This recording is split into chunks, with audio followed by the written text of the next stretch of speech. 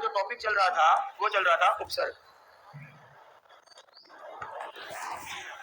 और आपका पहला उपसर्ग है, थोड़ा क्रम चेंज कर रहा हूँ, प्रति, बड़ा, अनु, सम, ये इस प्रकार से चलता है थोड़ा उपसर्ग, लेकिन मैं जानबूझ के क्रम चेंज कर रहा हूँ क्योंकि अपन अब उपसर्ग नहीं पढ़ रहे हैं। उपसर्ग का तो आपको पहले से पता है कि आपका ये उपसर्ग जो है वो अति है।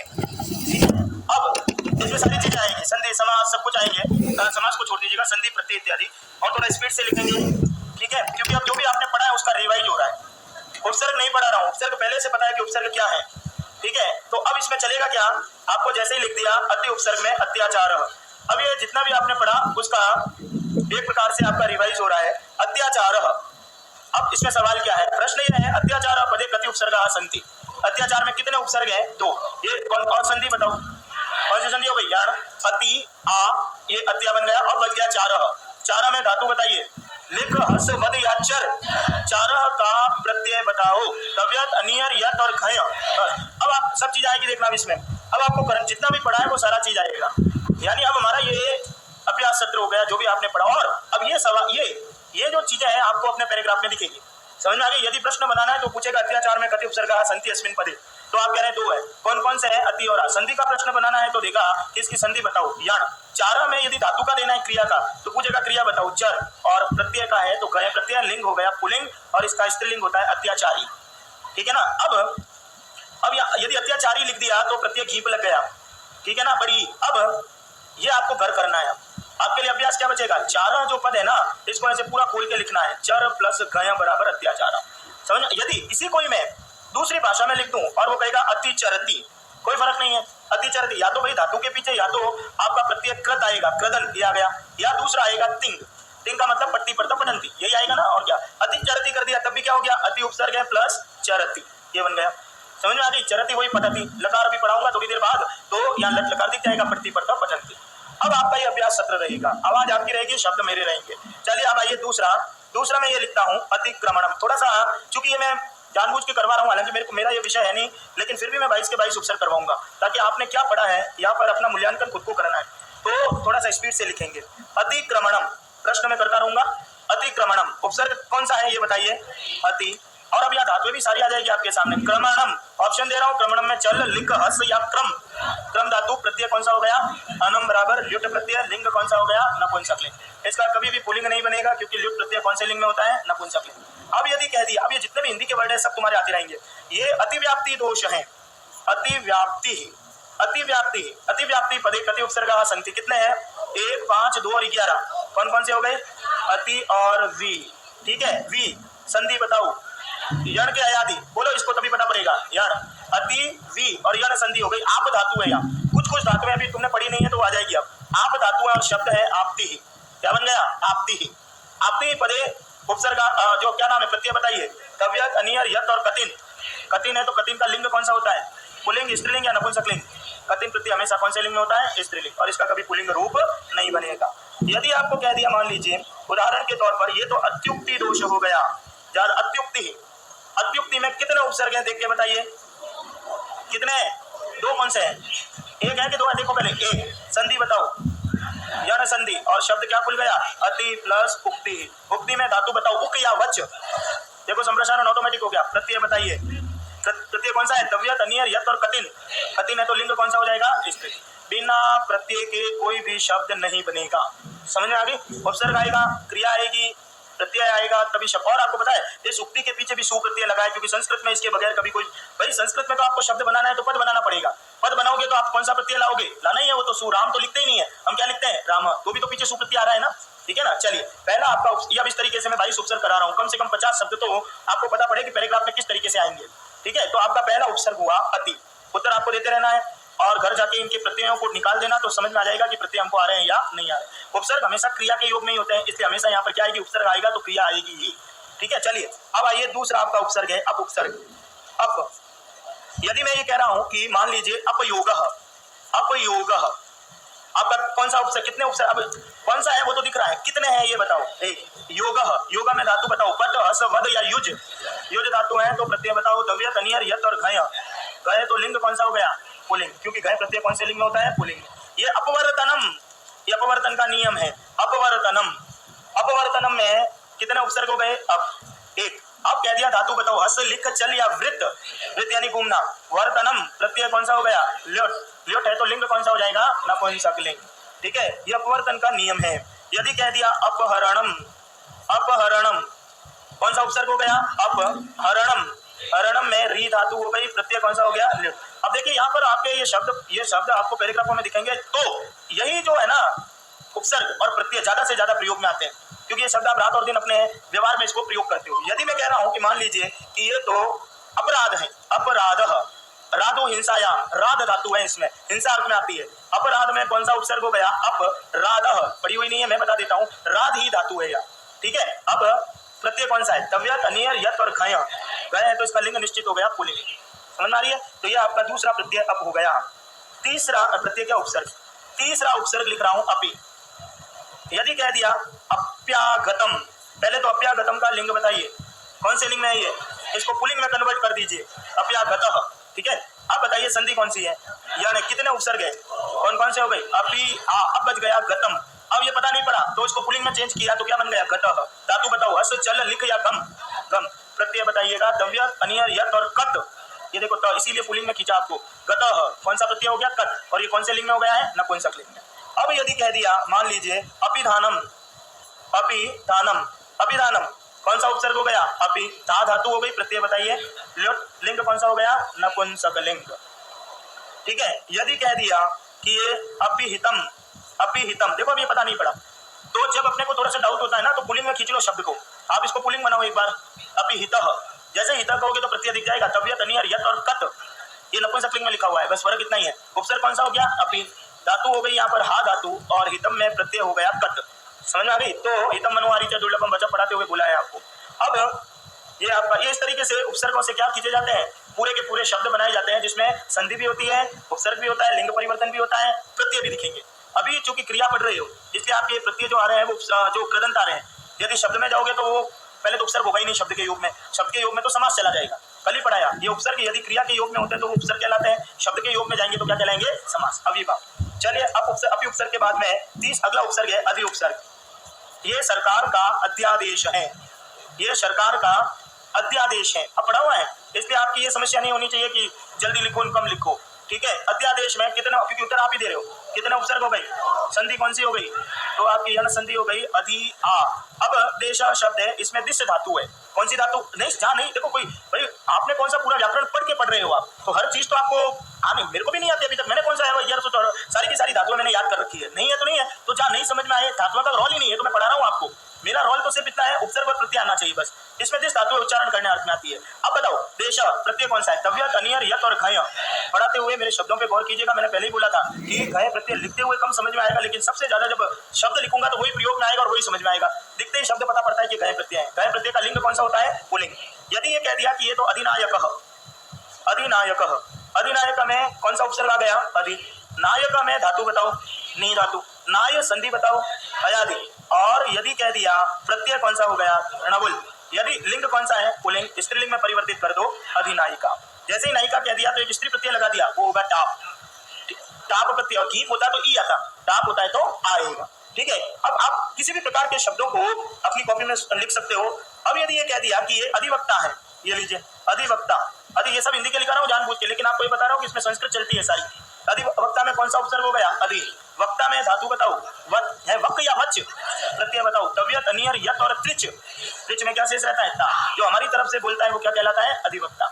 ठीक है, यदि कह दिया अधिकारः, अधिकारः कौन सा उपसर्ग हो गया, अधि उपसर्ग। कारः में धातु बताओ, कारः का प्रत्यय तव्यत, अनियर, यत और घय। लिंग कौन सा हो गया, पुल्लिंग। ठीक है, एक दिन से विषय कभी नहीं समझा जाता है, हर विषय का लास्ट में जाते जाते समझ में आता है कि हमने पढ़ा क्या। हमारी समस्या ये रहती है कि हम पहले दिन ये समझने का प्रयास करते हैं कि हमको आ नहीं रहा है, वो तो नहीं आएगा। क्यों, क्योंकि अब आप देख लो ना यहाँ, ठीक है, कैसे विषय कैसे समझा जाएगा, जब क्योंकि शब्द तो आपके सामने ये आएगा तो उपसर्ग भी आना चाहिए, संधि भी आनी चाहिए, धातु भी आना चाहिए, प्रत्यय भी आना चाहिए, लिंग भी आना चाहिए। जब सब मिलाओगे तो वो शब्द बनता है। अब आइए अगला लिखता हूँ, अधिष्ठाता। अब मैं क्लिष्ट लिख रहा हूँ, अधिष्ठाता उपसर्ग बताइए, और स्टाता बन गया। इसमें धातु, जो शब्द नहीं आता है उसको ढूंढने में मजा है। विकल्प दे रहा हूं, धातु बताना स्टाता में, पहले संधि बताओ। पहला ऑप्शन दे रहा हूं, दीर्घ।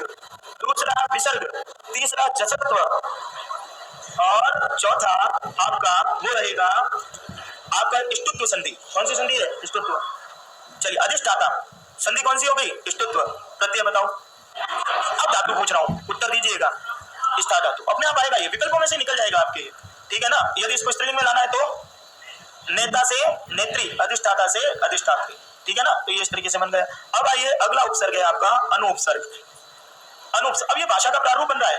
अब मैं पता क्या करूंगा, अधिवक्ता को कोई एक और शब्द से जोड़कर समास बना दूंगा और एक संबंध को बनाऊंगा। अब आइए अनुपसर्ग। अनुपसर्ग में मैं शब्द लिख रहा हूं अनुवादेश। अनुवादेश संधि बताओ। यण संधि। अनुवादेश में कितने हैं उपसर्ग हैं? अनु और आदेश अभी पढ़ाया है। देश में धातु बताओ।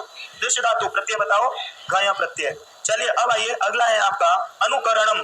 अनुकरणम, ये मेरा अनुकरण कर रहा है।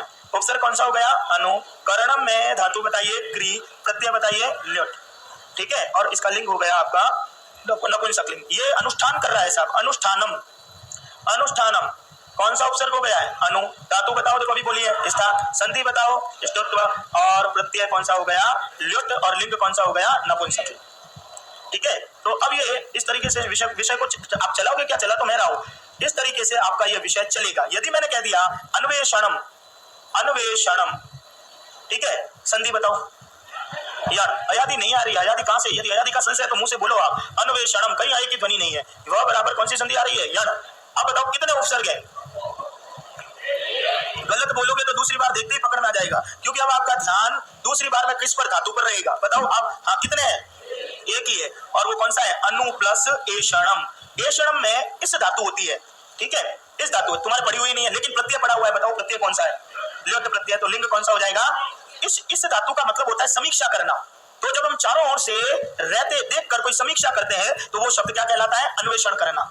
खोज प्रधान प्रश्न शैली, उसका नाम क्या होता है? अन्वेषण प्रधान शैली। समझ में आ रही है? तो ये अन्वेषण का मतलब होता है अंदर से किसी भी की खोज करते हुए विषय को बाहर लाना।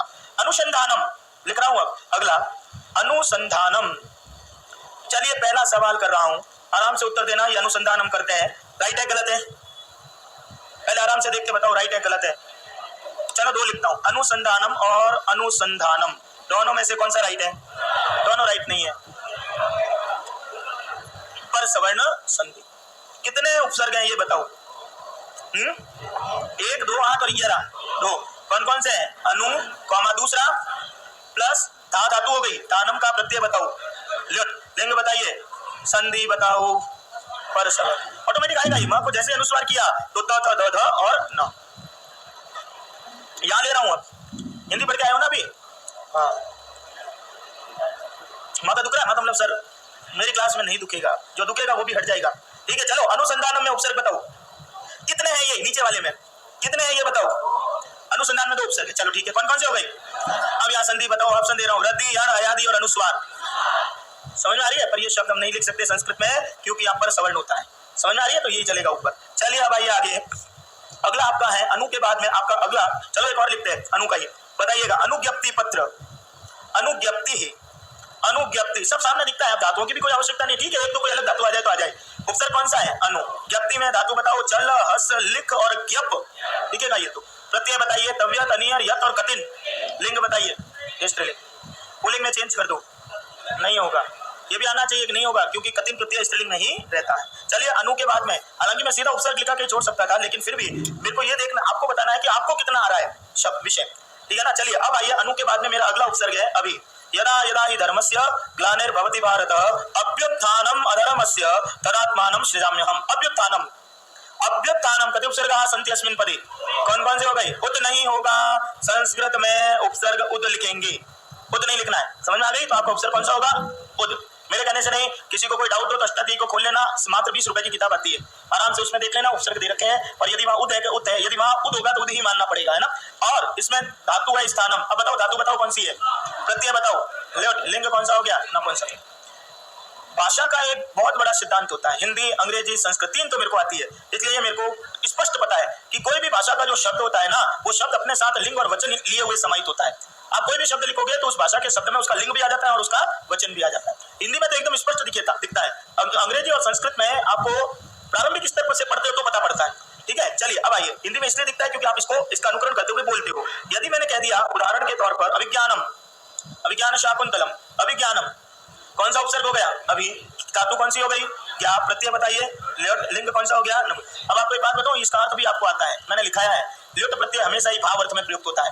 तो अभिज्ञान शब्द वो अपने भाव अर्थ में ही आएगा, पहचान का चिन्ह। ठीक है, जहां पर शकुंतला के पहचान का चिन्ह दृष्टिगत होता है उसको विज्ञान शाकुंतलम कहते हैं। इसी प्रकार कह दिया ये तो अभियुक्त है। यदि कोई लॉ करता है तो बार बार शब्द बोलता है, ये अभियुक्त है साहब। कितना कितने उपसर्ग हो गए? अभियुक्त में धातु बताओ, पट, लिख, हस और युज। युज। प्रत्यय कौन सा हो गया? तव्यत, अनियर, यत और कत। लिंग कौन सा है? पुल्लिंग। स्त्रीलिंग में जाओगे तो क्या हो जाएगा? अभियुक्ता। समझ में आ रही है? अब ये आपका अभी उपसर्ग है। अब आते हैं अगला उपसर्ग है आपका आ। अगला उपसर्ग कौन सा होता है? आ कभी हमारे उपसर्ग नहीं होता है और समास में जाएगा। अगला आपका उपसर्ग रहेगा आ। आचरण को सुधारो, और कह दिया आचरणम। आचरणम में उपसर्ग कौन सा हो गया? आ। चरणम। चरण में धातु बताओ, पथ चर धातु। प्रत्यय बताओ, ल्योट। लिंग कौन सा हो गया? नपुंसक लिंग। व्यायामः। व्यायाम कितने उपसर्ग है? संधि कौन सी हो गई? बोलो क्या अर्थ होता है? वी और आ। यामः में धातु बताओ, पट, लिख, हस और यम। प्रत्यय बताओ, तव्यत, अनियर, यत और खय। ये पुल्लिंग का शब्द है। व्यायाम का मतलब ऐसे थोड़ी होता है कि ये हाटांग खोल दिया। जो ये कराते हैं ना योग, इनके काकुसाओं को भी नहीं पता कि व्यायाम का मीनिंग क्या होता है। समझ में आ रही है? क्योंकि व्यायाम शब्द आता है पतंजलि के योग दर्शन से। कहां से आता है? योग का। जहां पर हम विशिष्ट रूप से, ये भी उपसर्ग, विशिष्ट रूप से और आ, ये वी यानी विशिष्ट, आ यानी सम्यक, विशिष्ट रूप से और सम्यक यम कहते हैं। यमु बंधने। यम धातु कौन से अर्थ में आती है? बंधन। हमारे शरीर को एक विशिष्ट प्रकार के सम्यक आकृति में बांध कर रख देते हैं, वो क्या कहलाता है? व्यायाम शब्द। ये समाधि होती है, संप्रज्ञात और असंप्रज्ञात समाधि, जिसको आप व्यायाम, ये तो अभी प्रोफेशन बना दिया। जिसने भी संस्कृत के प्रोफेशन को एक व्यापार का रूप धारण कर दिया, जैसे ये मैं बार बार बोलता हूँ, शिक्षक नहीं हूँ यहाँ, मैं तो व्यापारी हूँ, शिक्षक नहीं हूँ। समझ में आ रही है? शिक्षक तो वो होता है जो क्या करता है? निःशुल्क शिक्षा देता है। समझ में आ रही है? तो व्यायाम पतंजलि के योग दर्शन का विषय होता है। तो जो भी ये जो तुम्हारे ये सब इधर उधर फालतू बातें, उनको व्यायाम का अर्थ ही नहीं पता, क्योंकि उनको संप्रज्ञात और असंप्रज्ञात समाधि का अर्थ नहीं पता। चलो वो उधर की बात बाद में करेंगे, पहले यहाँ आ जाते हैं। अब आते हैं आ उपसर्ग का। अगला है आ उपसर्ग में, चलिए आप बोलिए कोई एकाधी, मैं देखता हूँ कि आपका आ उपसर्ग पे कोई भी शब्द बोल दो, ताकि आपको ये नहीं रहे क्या कर रहे हैं? आसन्न। चलो आसन्न लिख देते हैं। बढ़िया शब्द चुन लिया भाई तुमने तो। अब ये चुन तो लिया, उत्तर भी आप ही को देना है। उपसर्ग बताइए। आ। सन्न। संधि बताओ, दीर्घ, वृद्धि, यण और अनुनासिक। प्रत्यय बताओ, सन्न, नहीं धातु बतानी है, सन्न, समी और सद। ऐसे ही आएगा जैसे मैं बोल रहा हूँ, धातु का पूछेगा तो। अब बताइए प्रत्यय क्या होता है? तव्यत, अनियर, यत और कत। छिन्न, भिन्न, प्रपन्न, प्रसन्न, विपन्न, आपन्न। कत त भी न में बदल गया और त भी न में बदल गया। आसन। आप क्या बोल रहे थे? आवंटित। धातु होनी चाहिए, क्रिया।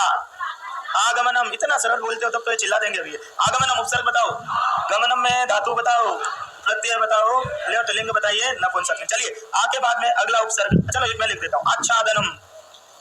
ये तुम्हारे सब हिंदी में से लिखा रहा हूँ, संस्कृत में तो ये होता ही नहीं है। समझ में आ रही है? सब हिंदी में से चला रहा हूँ विषय को। अच्छा, और कुछ नहीं कर रहा, पीछे लिंग लगा रहा हूँ शब्दों के और वो बन गए शब्द। आच्छादनम में उपसर्ग बताइए। संधि बताओ, दीर्घ, वृद्धि, यण और स्त्रीत्व। धातु बताओ, लिख, पट, हस और छद। छादनम में प्रत्यय बताइए, ल्योट है तो लिंग बताइए। पुल्लिंग, स्त्रीलिंग, अव्यय, नपुंसक लिंग। समझ में आ रही है? छद धातु है, छिद से तो छेदनम बन जाएगा मैडम। आच्छादनम, छिद धातु में छेद, ये छदी आवरण है। छद धातु कौन से अर्थ में आती है? आवरण, ढकना अर्थ में। ठीक है, चलिए। अरे तुम जितना पढ़ाया है उतना कॉन्सेंट्रेट करो, वो आ रहा है कि नहीं आ रहा है? जो नहीं पढ़ाया वो तो कैसे आएगा, है ना? चलो हम वहां ढूंढ रहे हैं कि ये छेद कहां से, छिद कहां से, पर जितना अब ये छेद तो जहां होना था ऊपर वाले ने कर दिया, अब तो दिमाग में छेद करो आप। चलिए अगला आ जाइए, अगला उपसर्ग है खुद उपसर्ग। कौन सा उपसर्ग करोगे? खुद। चलिए हम ईश्वर से प्रार्थना करते हैं, आप उत्तर क्या कीजिए? उन्नति। उन्नति में उपसर्ग बताइए, खुद। संधि बताओ, दीर्घ, वृद्धि, यण और अनुनासिक। उन्नति में धातु बताओ, लिख, हस, चल या नम। और प्रत्यय बताओ, कतिन। कतिन है तो लिंग कौन सा हो जाएगा?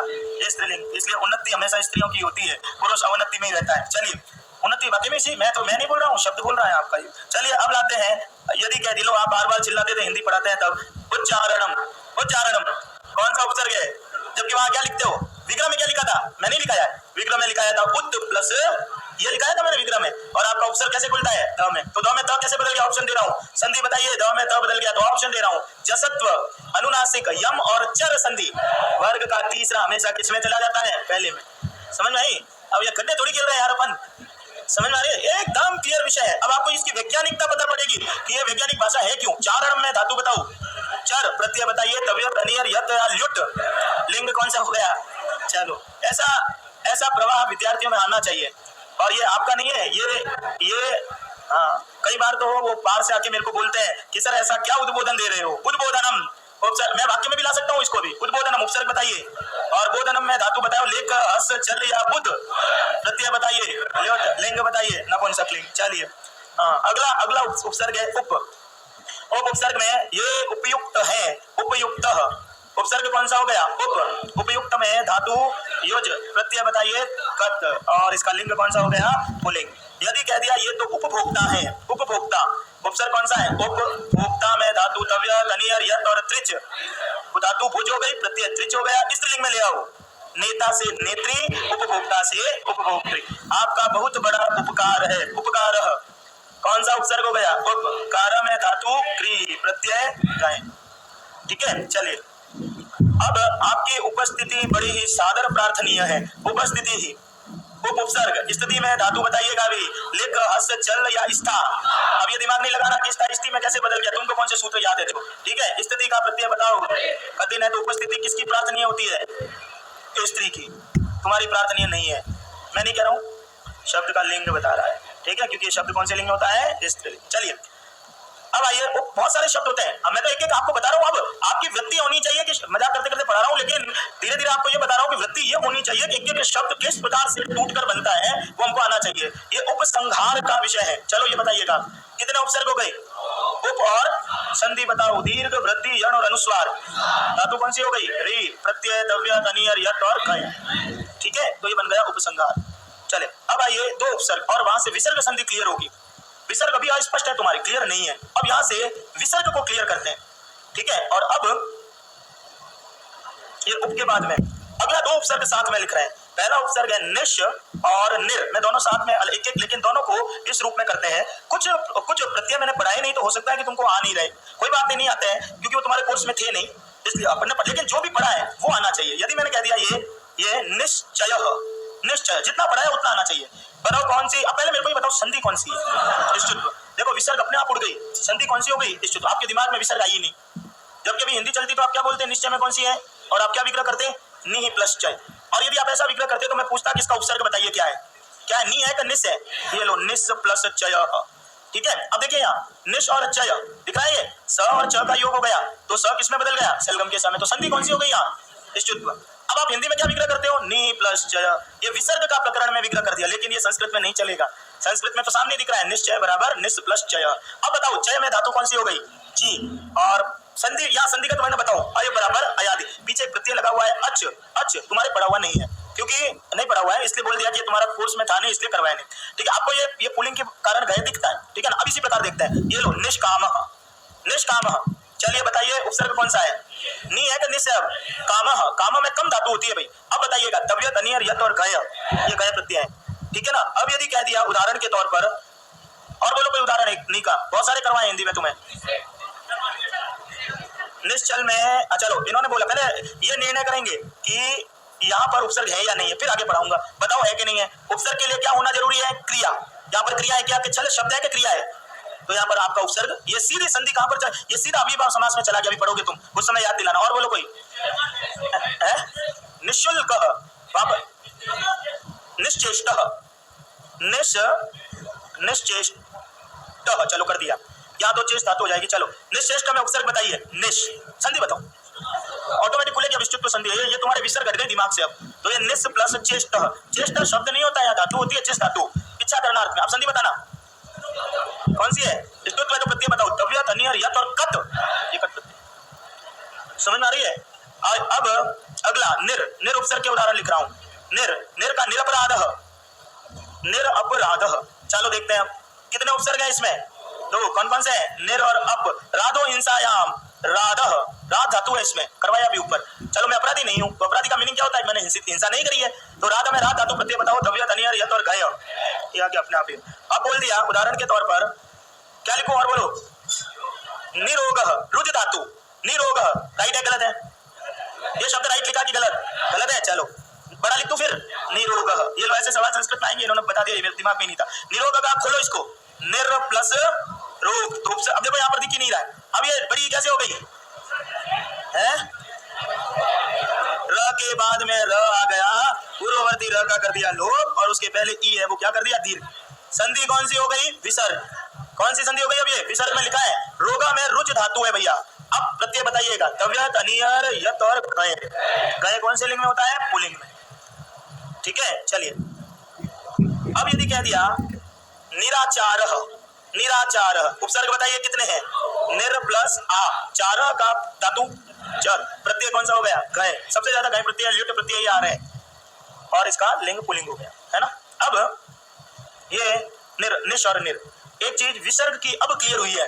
विसर्ग कभी भी विसर्ग में नहीं खुलता है, वो हमेशा निश और निर, और वहां पर ऐसे खोलोगे तो संज्ञा ही अलग आ जाएगी, समझ में आ रही है ना। अब इसी प्रकार से दो उपसर्ग कौन से हैं, अब दुष और दुर, दो करा रहा हूं, ठीक है। पहला दुष करते हैं, चलो यदि दुष करते हैं तो आपका रहेगा दुष्करणम, दुष्करणम।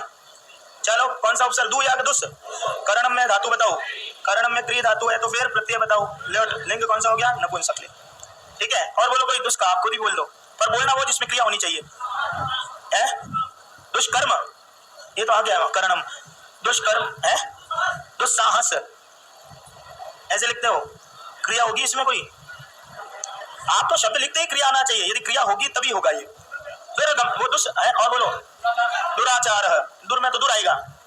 देखो मैं इसलिए बोल रहा हूं, आपको ये याद दिला रहा हूं कि कैसे शब्द कम होते हैं। यदि आप दुष्ट शब्द को करोगे ना उपसर्ग में, तो आपको शब्द ही नहीं मिलेंगे। अरे दुरुपयोग में तो रह आ रहा है मैडम, दुष्कर्म में कर्म में क्री धातु नहीं होती है, मैंने लिख दिया करणम। यदि और कोई लिखना है तो बोल दो, दुष्कर, इसमें बनेगा, सब क्री की क्री में ही ला रहे हो। दुष्करा में उपसर्ग कौन सा हो गया, दुष, करा में धातु बताओ, क्री, प्रत्यय तुम्हारे पढ़ा हुआ नहीं है इसलिए नहीं पूछूंगा। चलिए दुष्करा, गए मत कहना, गए लगा हुआ नहीं है, पढ़ा हुआ नहीं है तुम्हारे। चलो अब दुर लिखते, अभी इन्होंने बोला दुरुपयोग, चलो लिखिए, दुर का लिखा रहा हूं अब, दुर, दुरुपयोग, ऐसे लिखते हो। कितने उपसर्ग देख के बताओ कौन कौन से हैं, दुर और उप, योग, अब बचा ही योग ही है, योग में धातु कौन सी हो गई, और प्रत्यय बताया आप लोगों को, गया। एक बोला था दुराचार, कितने उपसर्ग हो गए दुराचार में, दो, दुर और आ, चार हुई, गए प्रत्यय चर धातु। यदि कह दिया दुर्गम्य, ये स्थान बड़ा ही दुर्गम्य है, आराम से उत्तर देना, दो विकल्प दूंगा, कौन सा उपसर्ग हो गया, दुर्गम्य में य आ गया साहब, य। और देखो अब सुनो, यहाँ से ही हटा रहा हूँ, आपको भी हटा दीजिएगा, पहले हटाओ यहाँ पे, पहले ये शब्द में विसर्ग हटाओ पीछे, फिर प्रश्न कर रहा हूँ, बताइएगा प्रत्यय दुर्गम्य में य बचा हुआ है, धातु कौन सी है, अब आराम से देख के उत्तर देना, ऐसा तभी बोलूंगा जब आप गलत बोलोगे। ऑप्शन दे रहा हूँ, यत, यत में भी यह शेष है, न्यत, न्यत में भी यह शेष है, क्यप, क्यप में भी यह शेष है, और ल्यप, इन चारों में बताओ यह है। मैंने कह दिया ये हटा दो यहाँ से, अब बोलो उत्तर। उपसर्ग के साथ य कौन सा प्रत्यय होता है, ल्यप। आगम्य, उपसर्ग के साथ य कौन सा प्रत्यय होता है, ल्यप। तो ये दूर उपसर्ग है, और यह इसीलिए तो हटा दिया मैंने, हटाओ इसको, तो ये अवयव बन गया साहब, समझ में आ रही है। यदि इसके पीछे मैं उपसर्ग लगा देता हूं तो आपका उत्तर राइट हो जाएगा, और प्रत्यय नियत हो जाएगा, क्योंकि हलंत नियत नहीं, यत, यत, क्योंकि पवर्गांत धातु से कौन सा प्रत्यय होता है, यत। अब इन चीजों को जहां पर देखो, संस्कृत में कठिनाई कहां आएगी बता देता हूं, कठिनाई सिर्फ ऐसे स्थान पर आएगी जहां पर वो शब्द क्रैश कर रहे हैं, जैसे यत और नियत। अब देखो मैंने क्या बोला, ल्यप, ल्यप कब होता है कि जब शब्द अव्यय होता है, इसीलिए तो बोला कि हटा दो पहले, तब आपको पता पड़ेगा कि उपसर्ग के साथ यह अव्यय है, इसलिए ल्यप प्रत्यय हो गया। यदि विसर्ग लगा देता हूं तो ये अव्यय नहीं रहा, फिर ये आपने कौन से लिंग में कर दिया, पुल्लिंग में। पुल्लिंग में करोगे तो फिर ल्यप तो नहीं है, फिर पवर्गांत धातु कौन सी हो गई, प फ ब भ म, और पवर्गांत धातु से कौन सा प्रत्यय होता है, ये ऐसे चलता है विषय, ठीक है। ये पर आपके लिए नहीं था, ये तो ऐसे ही चलते चलते मैंने पढ़ा दिया, ऐसे सवाल आप लोगों के लिए नहीं है। चलिए अगला आते हैं निर उपसर्ग, चलो निर के आप ही बोलो, निराकार, ईश्वर निराकार है। चलिए उपसर्ग कितने हो गए, दो, निर आकार, कार में धातु बताओ, क्री प्रत्यय बताओ, गए। यदि कह दिया मान, और बोलो, चलो हो गया तो फिर छोड़ो, निर के बाद में अगला उपसर्ग है नी। अब देखिए एक शब्द लिख रहा हूं, आपको धातु निकालनी है, आपसे नहीं निकलेगी लेकिन कोशिश करना निकालनी है। मैं कह रहा हूं ये न्याय है, न्याय, ठीक है भाई। अब रुकिए, न्याय में कितने उपसर्ग है, ऑप्शन दे रहा हूं, आराम से आराम से आराम से देख के उत्तर देना। पहला ऑप्शन है 1, दूसरा ऑप्शन है 5, तीसरा ऑप्शन 11, और चौथा ऑप्शन 17। बताओ कितने उपसर्ग है, आप तो 2 बोल रहे थे। आप संधि बताइए, कौन सी संधि है, चलो अयादी है कि यार है, यहाँ पे अंडरलाइन कर रहा हूँ, आगे क्यों चल रहे हो, तो आज चलिए पहला क्या हो गया, नी। अब पीछे क्या क्या बच गया, ये बच गया आयह। अरे आयह में तो अयादी अभी पूछ रहा हूँ, धातु बताओ पहले तो। हाँ अब ऐसे निकालना है, आय अयादी होती है ऐसा। आप मेरे को आज एक बात बताओ कि आपकी पूरी जिंदगी में आपके चाहने से कौन सा काम हुआ है, एक भी नहीं। अपने चाहने से कभी भी, मैं ये चाहता हूँ अभी कि भगवान करे कि साली बारिश आ जाए, ठंडक हो जाए, पर मेरे चाहने से थोड़ी होता है कोई भी काम, समझ में आ रहा है? मैं चाहता हूँ वो भी नहीं होता है। तो आप ये सोच रहे हो कि मेरे चाहने वाला पेपर आएगा, नहीं आएगा, दिमाग लगाना पड़ेगा। वो कहेगा न्याया में धातु बताओ, तो निकालनी पड़ेगी भैया। आया अयादी, उत्तर तो मिल गया मेरे को पीछे से, आया अयादी है। अयादी किसके स्थान पर होती है, आई, और आई किसके स्थान पर आता है, इसलिए इसमें धातु कौन सी है, ई को आई को आय, तब ये आय बन रहा है। प्लस यहाँ पर आयह, आय प्रत्यय बताना, तव्यत अनियर यत और घय। अब आपको धातु आनी चाहिए, समझना। जो हमारी कमजोरी है ना उसको देखो क्या आ रहा है। अब हमारी कमजोरी ये थी कि हम आय आ गया तो धातु कहां से आओगे, आय है तो धातु ई से शुरू होगी भाई, ई आई और आय। देखो ये ई आई और आय, तभी तो यहां कर रहे हो आप, समझ में आ गई। यदि कह दिया, यदि और देखो अभी और नि उपसर्ग है, ये तो निमग्न है, ये पढ़ने में निमग्न हो गई। धातु का उपसर्ग कौन सा हो गया, मज, ये मग्न, चलो मंज धातु होती है, अब मग्न निमग्न, चलो हटाओ इस, तुम्हारे पढ़ा हुआ नहीं है, फिर इधर उधर तुम झाकोगे, हटा दो भैया। कारण है कि प्रत्यय पढ़ाई ही नहीं है, नंग प्रत्यय तो तुम्हारे पढ़ा हुआ नहीं है, तो फिर तुम इधर उधर किताबें देखोगे, उलझोगे, ठीक है, इसलिए हटा दो।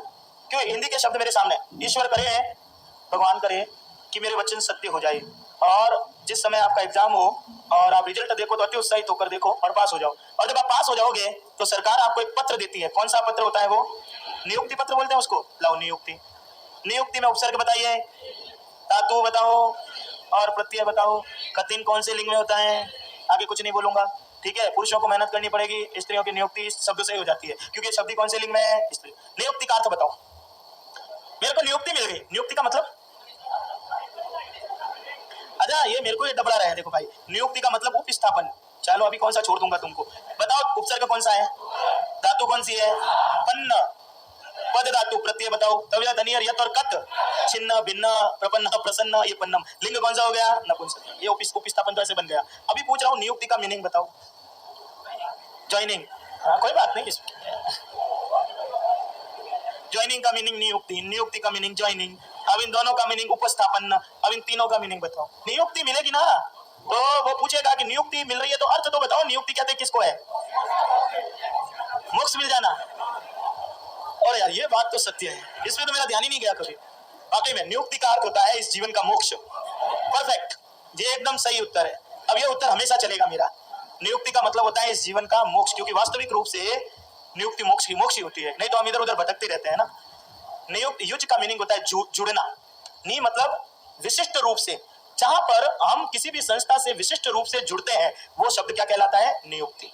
और ये कौन से अर्थ में आता है, भाव अर्थ में आता है। और नियुक्ति जो होती है पेपर से भले ही हो जाए, लेकिन जब आप उस चीज से जुड़ते हो तो वो कौन से अर्थ में आती है, भाव। यानी आपको जैसे स्कूल में आपने प्रवेश कर लिया नियुक्ति के द्वारा, आप उस संस्था से क्या हो गए, विशिष्ट रूप से जुड़ने का भाव आपके हृदय में उत्पन्न हो गया। समझ में आ रही है?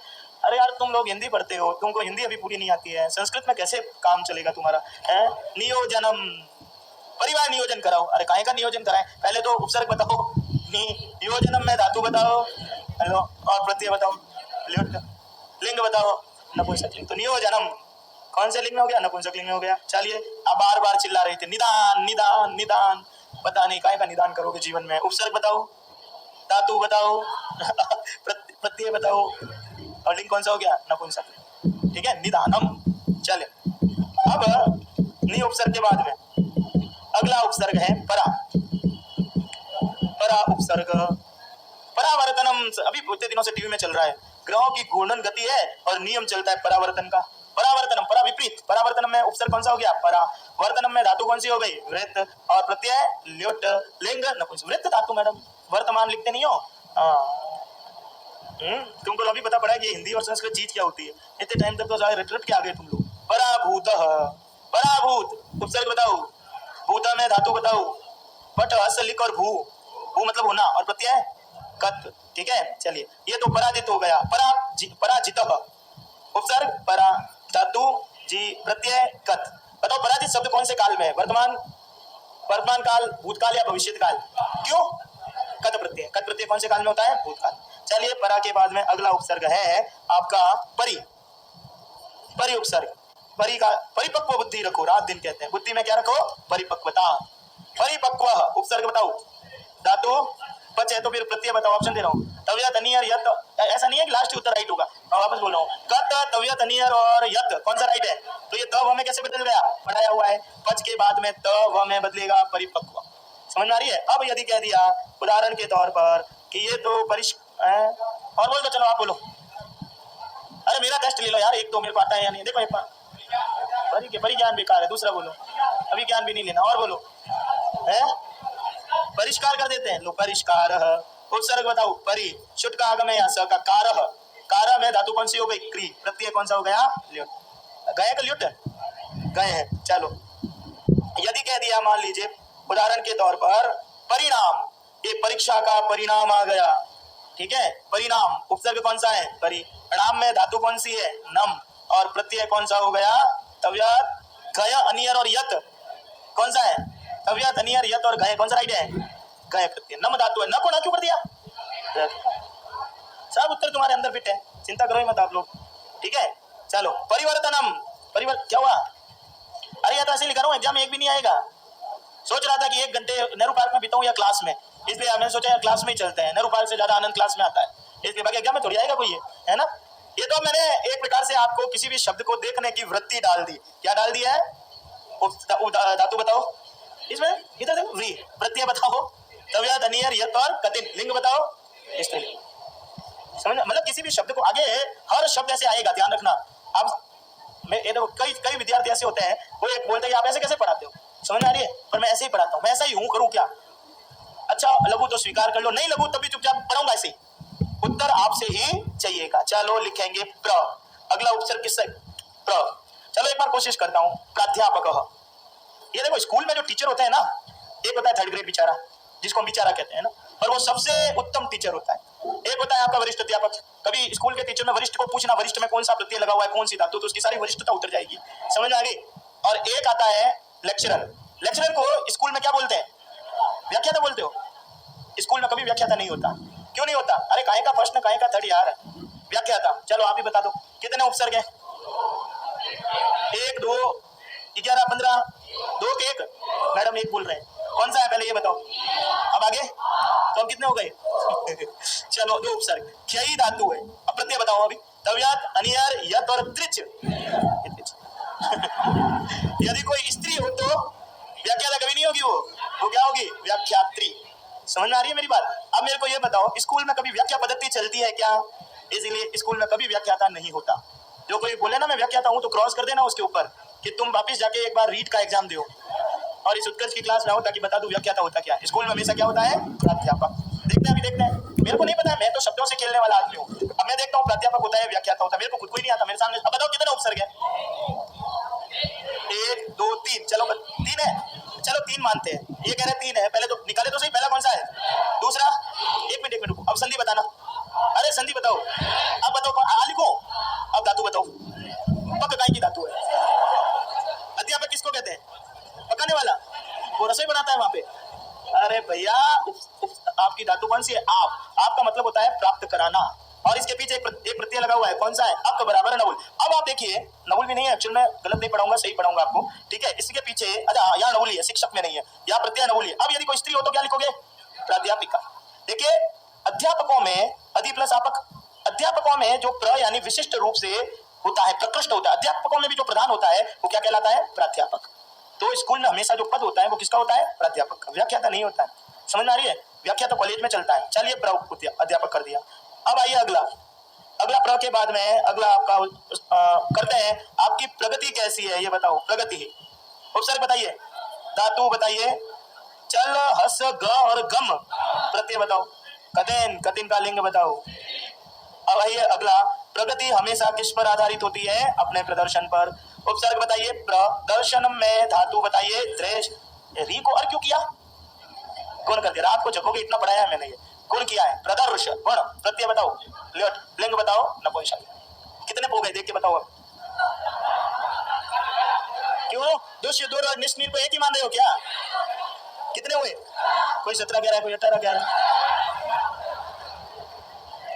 चलो आगे लिखो प्रति, प्रति उपसर्ग। मेरे को नहीं पता कितने हुए, जितने भी कुल मिला के 22 से ज्यादा नहीं जाने चाहिए, ध्यान रखना ये। प्रति उपसर्ग, प्रत्युपकार, प्रत्युपकार कितने उपसर्ग हैं? अबे पढ़ा नहीं रहा हूं मैडम, 100% मेरा कितना अच्छा टाइम पास हो रहा है, इतना मेरे घर में भी नहीं होता। हाँ, प्रत्युपकार का उपसर्ग बताइए कौन कौन से हैं? संधि बताओ, और उपकार में धातु बताओ, और प्रत्यय बताओ घय। ठीक है, घय प्रत्यय नहीं है, गलत है मैडम। है उप कहां से आया? उद लिख दो आपको, तो मेरे को क्या करना है, ये लो उप हटा के उद लिख दो और शब्द बनाओ। अब प्रत्युदकार है कि प्रत्युपकार है? पहला उपसर्ग कौन सा है, दूसरा कौन सा है? उद एक उप है।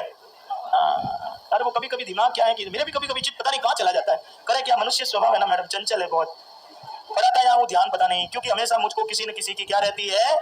देखो इधर देखो आप, प्रतीक्षा में उपसर्ग बताइए, बताओ। प्रति संधि बताओ, देर और ईक्षा। ईक्षा में ईक्ष धातु होती है चाहना अर्थ में, हम उसी की प्रतीक्षा करते हैं जिसको हम चाहते हैं, और ये शब्द हमेशा स्त्रीलिंग का होता है। समझ में आ रही है? प्रतीक्षा हमेशा स्त्रीलिंग का होता है, क्योंकि स्त्रीलिंग की प्रतीक्षा होती है भैया। अब आइए आगे है, हाँ बोलो मैडम। टाप प्रत्यय लगा हुआ है मैडम, ईक्ष धातु है, और टाप, टाप का मीनिंग क्या होता है? आ। हाँ, ये लो प्रत्याहार बनाओ, प्रत्याहार में कति उपसर्ग दो, कौन कौन से? और धातु बताओ, री, प्रत्यय कौन सा हो गया? गए।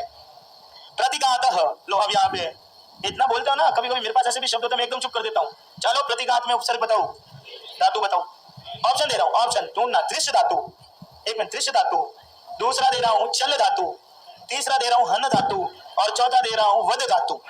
मेरे को नहीं पता हन है, क्यों है? प्रतिघात करना, मारना, और मारना के लिए कौन सी धातु आती है? इसलिए इसमें धातु हन है। अब आप कहोगे कि हाँ में क्यों बदल गई, तो एम ए करो, जाओ पढ़ो, वहां पता पड़ेगा। समझ में आ रही है? अब गाता का प्रत्यय बताओ, तव्यत, अनियर, यत और कत। दिख जाए कितना आनंद आ रहा है आप लोगों को। ठीक है, चलिए प्रति के बाद में और बचे हुए भी उपसर्ग है, और वी उपसर्ग। वी उपसर्ग में पहला तुम्हारे काम का जाके तुम थोड़ा सा जागृत रहो। लो विवाह, उपसर्ग बताओ वी, ठीक है।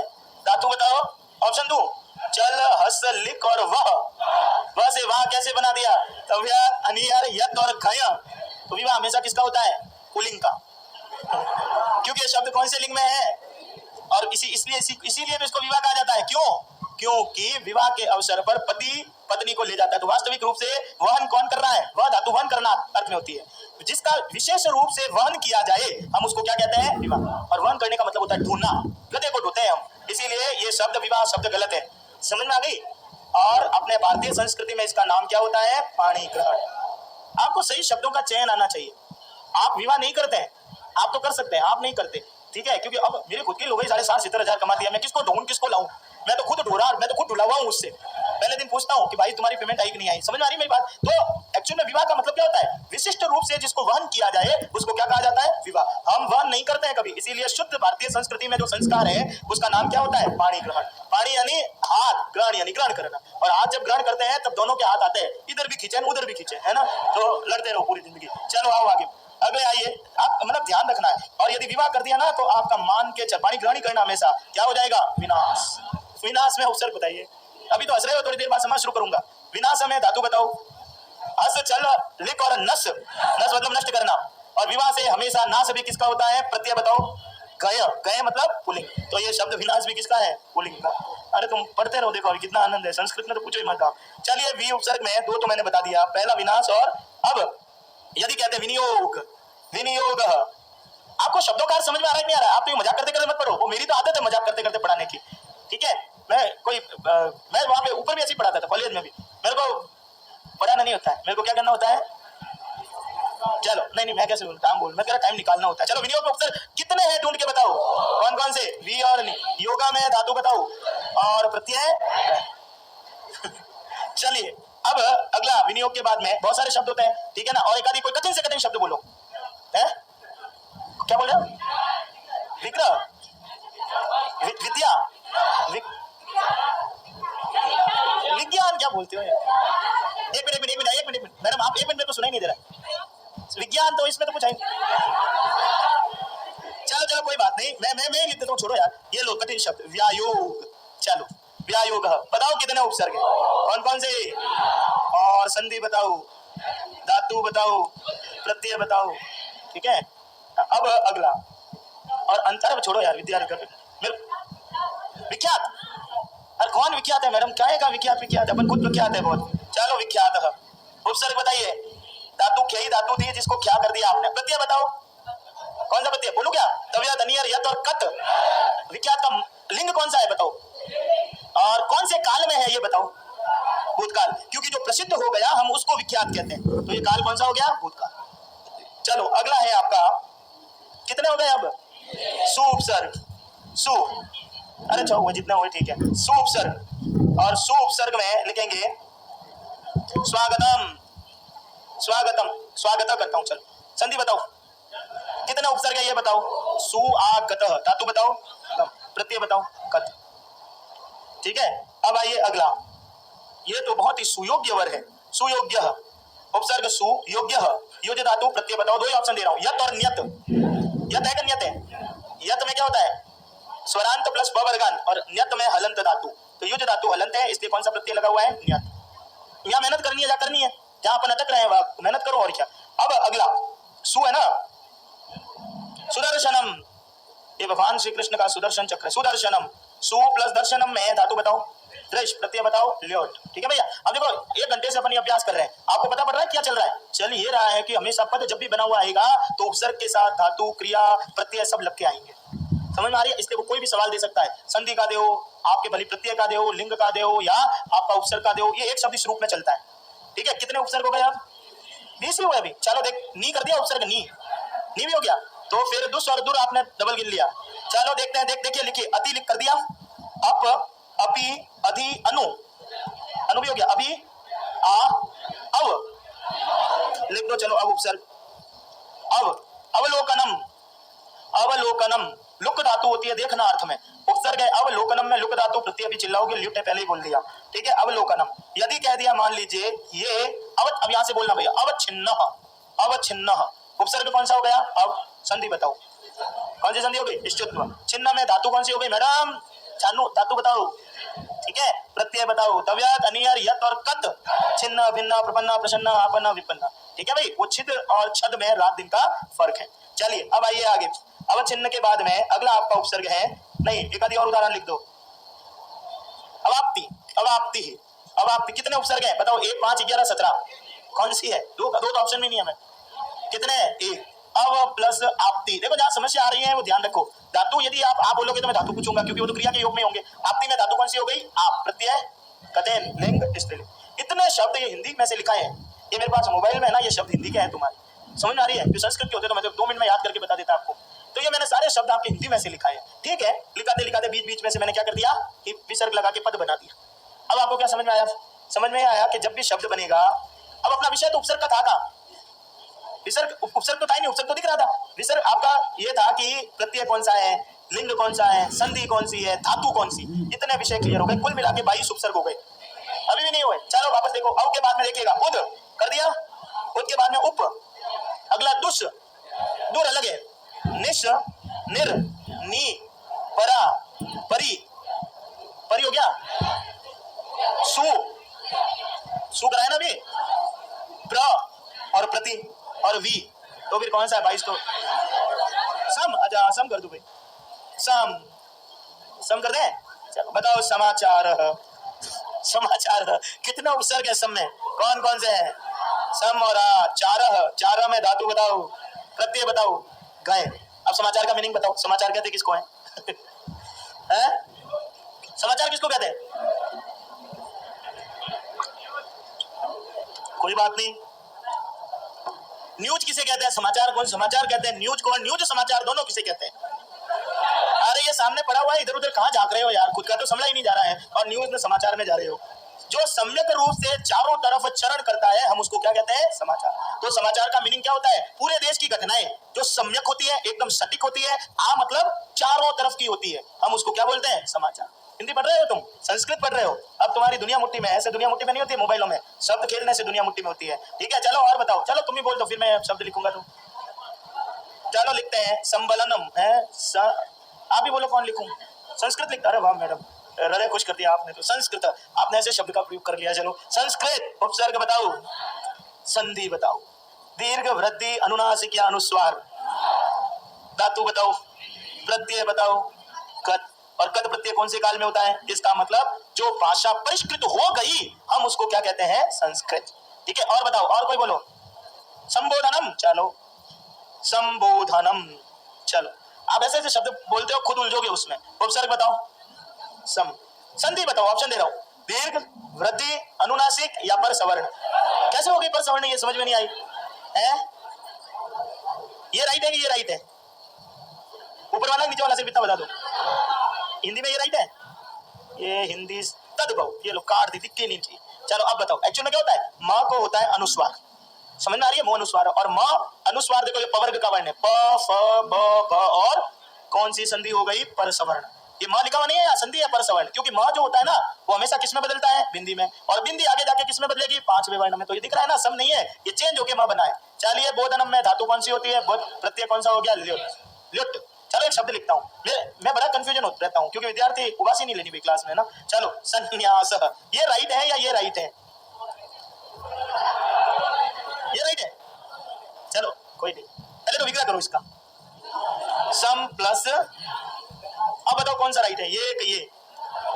अभी भी ये राइट है। अब देखो राइट की ओर देखना, पद के अंत में मां किस में बदल गया? हिंदी में। सम प्लस न्यास हो गया। ये अनुस्वार को परवर्ती वर्ण का कौन सा अक्षर आदेश होता है? पांचवा। तो ये अब यहाँ पर जो संधि है ना अनुनासिक नहीं है, यहाँ पर संधि कौन सी है? पर सवर्ण। क्यों? क्योंकि आपने पर सवर्ण किया। एक तो ये समझ में आ रही है? मैं और दूसरी चीज सुनिए, ये तो पर सवर्ण का उदाहरण। अब मैं यदि ये कर दूं ना कोरा, ये सम प्लस न्यास ना पड़ा हुआ है, तो ये अनुनासिक संधि नहीं हो सकती किसी भी हालत में, यदि भी दो ना आ रहे तो भी। क्यों नहीं हो सकती? क्योंकि मां ऊपर अनुस्वार में जाएगा, अनुस्वार फिर परवर्ती वर्ण का पंचम वर्ण होता है। तो यहाँ जो संधि देखो, कभी कभी ये चीजें अपवाद रूप में ध्यान में रखनी पड़ती है। ये अनुनासिक संधि नहीं है। कौन सी संधि है? पर सवर्ण। समझ में आ रही है? अनुनासिक होती ना तो इसका विग्रह ये कभी नहीं होता। ठीक है, अब ये इसलिए इसका उत्तर ये राइट है। अब आइए, ये गलत है। अब आप बताओ ये कितने उपसर्ग है? ये बताओ। दो ही है। कौन कौन से है? सम और नी। फिर आसह, आसह में हस धातु प्रत्यय बताओ। तव्या, धनिया, रियत और गए बराबर पुलिंग। अब तो हो गए कि अब भी नहीं हुए? वाह, चलो पापा बेटा इसका। ठीक है भाई, है अभी भी बाकी मैडम? चलो देखो कितना, 1:30 बजे शुरू किया, 3 बज गए, 1.5 घंटे से उपसर्ग ही चल रहा है। ठीक है, अब आइए नंबर, नहीं ब्रेक का करे, अब तो ब्रेक रात को होगा 8 बजे। खाना वाना खा के आए हो ना, टेंशन क्यों कर रहे हो? चलिए नंबर दूसरा, अव्यय का पहला भेद है उपसर्ग, कर दिया। और अव्यय का दूसरा भेद लिखोगे क्रिया विशेषण अव्यय। और आप चिंता मत करो, मेरी क्लास में ना लड़के खुद ही बोलते हैं लड़कियां कि सर पढ़ाते रहो, पता नहीं कोई नहीं, ब्रेक नहीं चाहिए। अब आपको भी नहीं चाहिए ब्रेक। अव्यय, चलो अभी ब्रेक दे देंगे अपना। क्रिया विशेषण अव्यय, संस्कृत कभी 5 घंटे बैठ के तो देखो कैसे बैठे जाते हैं। चलो क्रिया विशेषण अव्यय दूसरा भेद लिखेंगे, क्रिया में दूसरा हेडिंग लगाएंगे क्रिया विशेषण अव्यय, और लिखेंगे क्रिया में किसी प्रकार की, क्रिया में किसी प्रकार की विशेषता को, क्रिया में किसी प्रकार की विशेषता को बताने वाले अव्यय, क्रिया में किसी प्रकार की विशेषता को बताने वाले अव्यय क्रिया विशेषण अव्यय कहलाते हैं। क्रिया में किसी प्रकार की विशेषता को बताने वाले अव्यय क्रिया विशेषण अव्यय कहलाते हैं। ये अव्यय कई प्रकार के होते हैं। ये अव्यय कई प्रकार के होते हैं। ये अव्यय कई प्रकार के होते हैं। ठीक है, जैसे कुछ अव्यय मूलतः अव्यय ही होते हैं। कुछ अव्यय मूलतः अव्यय ही होते हैं, एवं कुछ अव्यय सर्वनामवाची शब्दों से बनते हैं। कुछ अव्यय सर्वनामवाची शब्दों से बनते हैं तथा कुछ अव्यय संख्यावाची शब्दों से बनते हैं। कुछ अव्यय संख्यावाची शब्दों से बनते हैं। क्या कह रहे हैं वो कह रहे हैं कि अव्यय का दूसरा भेद क्या होता है? क्रिया विशेषण अव्यय।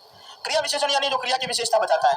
मैं हंसता हूं, एक उदाहरण के तौर पर, क्रिया हंसना है। अब मैं कह रहा हूं मैं जोर से हंसता हूं, तो यहाँ क्रिया का विशेषण कौन बन रहा है? जोर से, तो ये क्रिया विशेषण अव्यय। ठीक है, मैं घूमता हूं और मैं आपको कह रहा हूं मैं प्रातः काल में घूमता हूं, तो क्रिया का विशेषण क्या बन जाएगा? प्रातः। तो जो क्रिया की विशेषता बताएगा वो अव्यय क्या कहलाएगा? क्रिया विशेषण। ये कई प्रकार के होते हैं, जैसे कुछ अव्यय तो मूलतः अव्यय ही होते हैं, बेसिकली अव्यय ही है वो, परिवर्तित। और अव्यय कहते हैं किसको है? जो कभी परिवर्तित नहीं होते। बस इसको दिमाग में फिट कर लो एक शब्द को, जो कभी परिवर्तित नहीं होते वो क्या कहलाते हैं? अव्यय। अब एक एक करके देखते हैं। नंबर 1 लगाओ, मूलतः क्रिया विशेषण, लिखेंगे मूलतः क्रिया विशेषण अव्यय, जो बेसिकली अव्यय ही है। मूलतः क्रिया विशेषण अव्यय, मूलतः क्रिया विशेषण अव्यय। देखो क्या लिखा आपने, जो बेसिकली अव्यय होते हैं, समझ में आ गई। यानी अब मैं लिख रहा हूँ प्रातः, अब आपने सब पढ़ रखा है, ध्यान रखना, आपका कोई संशय होना नहीं चाहिए। मैं प्रातः काल घूमता हूँ तो मैं लिख रहा हूँ अहम प्रातः ब्रह्मामि। अब मैं लिख रहा हूँ प्रातः, अब आपको पता होना चाहिए शब्द प्रातः है ही नहीं, शब्द एक्चुअल में क्या होता है र, और र जाके क्या होता है कन्वर्ट, तो प्रातः शब्द क्या होता है अव्यय। ये ऐसे ही लिखा जाता है, चाहे पुल्लिंग हो चाहे स्त्रीलिंग हो। यदि मैंने कह दिया सनई ही, ये शब्द क्या होता है अव्यय, ये बेसिकली अव्यय है। पुनः ये शब्द क्या है, अब भले विसर्ग है तो क्या हुआ, लिखा ऐसे ही जाएगा। अंतः, ठीक है, ये शब्द क्या होता है अव्यय। यदि कह दिया सहसा, ये शब्द क्या हो गया अव्यय। यदि कह दिया धिक, लिखते रहो भाई साथ में, धिक क्या होता है अव्यय। हिंदी पे नहीं जाना है, अब आपकी भाषा धीरे धीरे संस्कृत में बदल जाएगी, ध्यान रखना आप, क्योंकि अभी तक वर्ण पढ़ रहे थे, अब आप किसमें आ गए हो, शब्द में। समझ में आ रही है बात क्या कह रहा हूँ। अब आपकी जो भाषा वो धीरे धीरे किसमें बदल जाएगी, बोलने, आपकी वृत्ति चेंज हो जाएगी। 1 घंटे बाद आप संस्कृत टू संस्कृत ही चलोगे, हिंदी आएगा ही नहीं। अभी ये शब्द वैसे क्या होगा आपका, ये सारे के सारे शब्द बेसिकली अब यही होता है। मैं लिख रहा हूँ खलू, तो ये खलू का अर्थ भले कुछ भी हो, लेकिन ये जो शब्द परिवर्तित नहीं होते हम उन्हें क्या कहते हैं अव्यय। लिखे हुए मिलेंगे आपको, जैसे मैंने कह दिया नन्नू, आ रहा है शब्द नन्नू वाक्य में, तो ये शब्द एक ही दिमाग में फिट कर लो, अव्यय बराबर विभक्ति से रहित शब्द। समझ में आ गई। यदि आपके शब्द आ रहा है किल, अर्थ पे नहीं जाना, अर्थ तो तभी समझ में आएगा जब वाक्य चलेगा।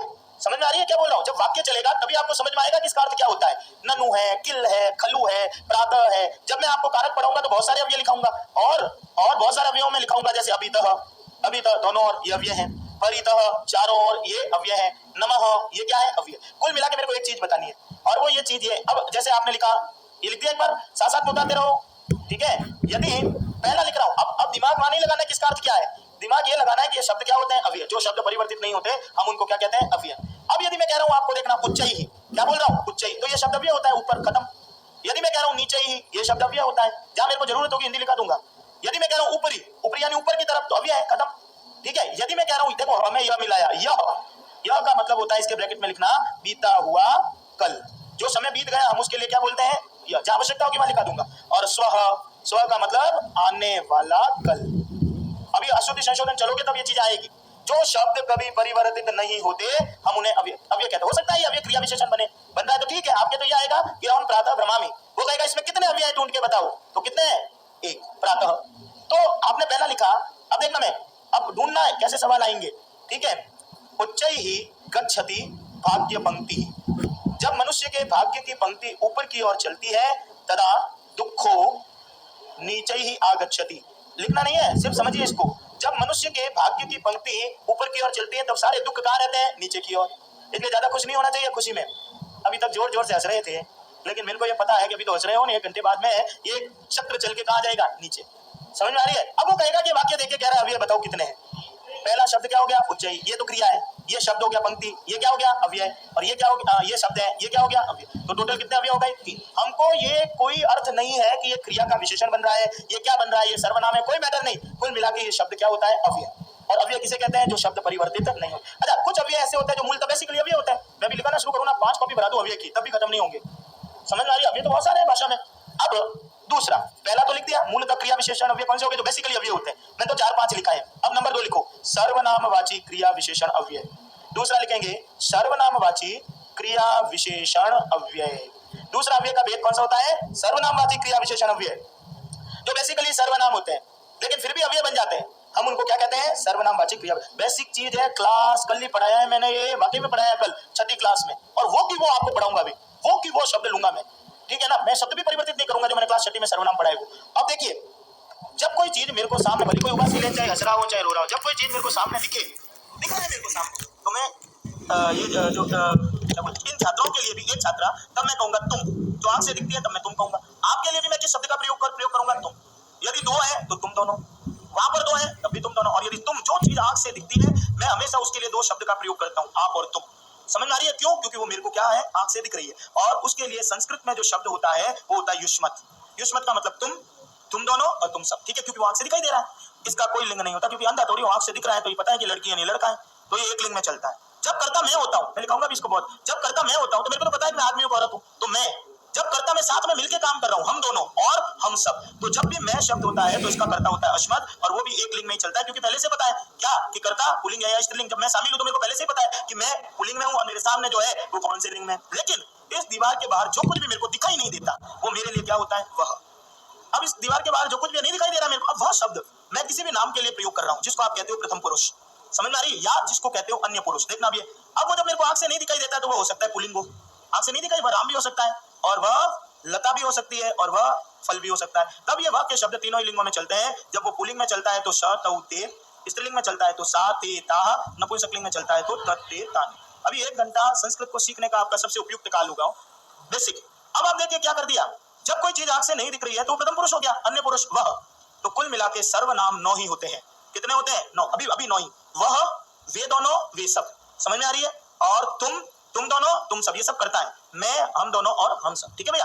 अब आपने क्या लिखा कि सर्वनामवाची क्रिया विशेषण अव्यय, आपने ये लिखा है। अब मैंने कह दिया जब जब मैं कोई काम, अब देखो एक विचित्रता की बात सुनो, भाषा जो होती है ना बचपन से ही, छठी से इतनी गहनता से पढ़ाई जाती है कि 9th तक आते आते वो विद्यार्थी भाषा में बहुत प्रवीण हो जाता है। नहीं तो वो विकृति जिंदगी भर उसके दिमाग में स्थिर रहती है, वो कभी भी 9th में आके वो भाषा समझ नहीं सकता है। अब आप देखो, मेरा कोई नाम है, मेरा नाम तो है ना कोई, माँ बाप ने बिना नाम के थोड़ी दिया है, वो भेजा है, नाम तो रख के ही दे दिया है। ठीक है? तो जब मेरा नाम है, लेकिन एक मोबाइल को छोड़ दे, इसके अलावा आप खुद बताइए कि आज आप सुबह से बैठे हो, बकबक कर रहे हो।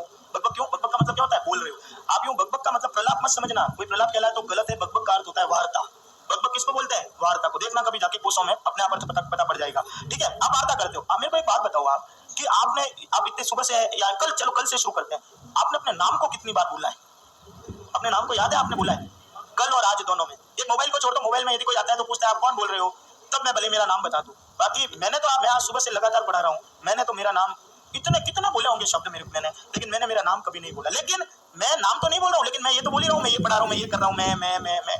तो ये मैं एक तो बकरी बोलती है और दूसरा मनुष्य बोलता है, और मैं होता है सर्वनाम। जो भी चीज संज्ञा के स्थान पर प्रयुक्त की जाती है आप उसको क्या बोलते हो? सर्वनाम। जब जब भारत में धर्म का विनाश हुआ, अरे तो जब कब हुआ ये तो बताओ? सतयुग में हुआ, त्रेता में हुआ, द्वापर में हुआ, कलयुग में हुआ। तो जब का तो कोई समय तो होगा ना। तो मैंने कह दिया त्रेता में हुआ। तो जब शब्द सर्वनाम है वो किसके लिए प्रयोग किया जा रहा है? त्रेता युग के लिए। तो ये कह रहा है सर्वनामवाची क्रिया, क्रिया का विशेषण तो बन रहे हैं, लेकिन किसको लेकर बन रहे हैं? सर्वनाम को। और अपने को ध्यान ये रखना है कुल मिला के कि ये भले ही क्रिया विशेषण हो, लेकिन ये सर्वनाम हो, क्रिया विशेषण हो, सब कुछ हो, लेकिन ये शब्द अव्यय होते हैं। हिंदी नहीं जाना है, हिंदी ऑटोमेटिक पता पड़ेगा, नहीं तो मैं लिखूंगा तुम्हारी वृत्ति हिंदी की। अभी पूछोगे इसका मतलब को अभी जेब में डाले हुए रखना, हिंदी नहीं लिखनी है। मैं लिखा रहा हूँ कौन कौन से सर्वनामवाची क्रिया विशेषण हो। यदा, कदा, तदा, लो। यदा यदा ही धर्मस्य, वो कहेगा ढूंढ के बताओ कितने अव्यय हैं। यदा, यदा और ही। कोई मैटर नहीं है कि ये क्रिया विशेषण बन रहे हैं, कोई मैटर नहीं कि ये क्या है, ये मूल अव्यय है, ये संख्यावाची है, कोई अर्थ नहीं। कुल मिला के है क्या? अव्यय। जब, कब, तदा यानी उस समय। ठीक है? अब कह दिया लिखते रहना है साथ में। ठीक है? अब यदि कह दिया इधर आओ तो कहेंगे इतः। समझ में आ गई? उधर जाओ कि ततः। कहां से आए कि कुतः। जहां से भी आए वहां वापस चले जाओ कि यतः। ये शब्द क्या है? अभी। और कौन से अभी है? ये सर्वनाम। ठीक है? अब कह दिया यत्र, जहां पर, तत्र, वहां पर, कुत्र, कहां पर, और इत्र, यहां पर। कोई मैटर नहीं अर्थ का, मैटर ये है कि ये शब्द क्या है? ये अव्यय। हमको पहले अव्यय को क्लियर करना है कि ये शब्द क्या है। जो शब्द विभक्ति से रहित होते हैं, जो कभी परिवर्तित नहीं होते, हम उनको क्या कहते हैं? अव्यय। चाहे वो क्रिया विशेषण हो, चाहे वो सर्वनाम। ठीक है? मैंने कह दिया अद्य, अद्य मतलब आज, अद्य मतलब आज, संप्रति इस समय, संप्रति इस समय। समझ में आ रही है? वाक्य चलेगा ना साहब तो ये अपने आप अर्थ आ जाएगा, आपको सोचने की जरूरत ही नहीं रहेगी किसका अर्थ क्या है। संप्रति इस समय तुम क्या कर रहे हो? ठीक है? तो ये संप्रति हो गया, अद्य हो गया। इसी प्रकार मैंने कह दिया इदानीम इस समय, तदानीम उस समय, यदानीम जिस समय। ये सारे शब्द अव्यय होते हैं जो कभी परिवर्तित नहीं। और ये सर्वनाम है, इसलिए क्या कह दिया? सर्वनामवाची अव्यय हो गए। बहुत सारे होते हैं साहब, मैंने तो कुछ लिखा है आपको। कुल मिला के क्या पढ़ रहे हो? अव्यय। और अव्यय कहते हैं किसको है? जो कभी भी परिवर्तित नहीं हो।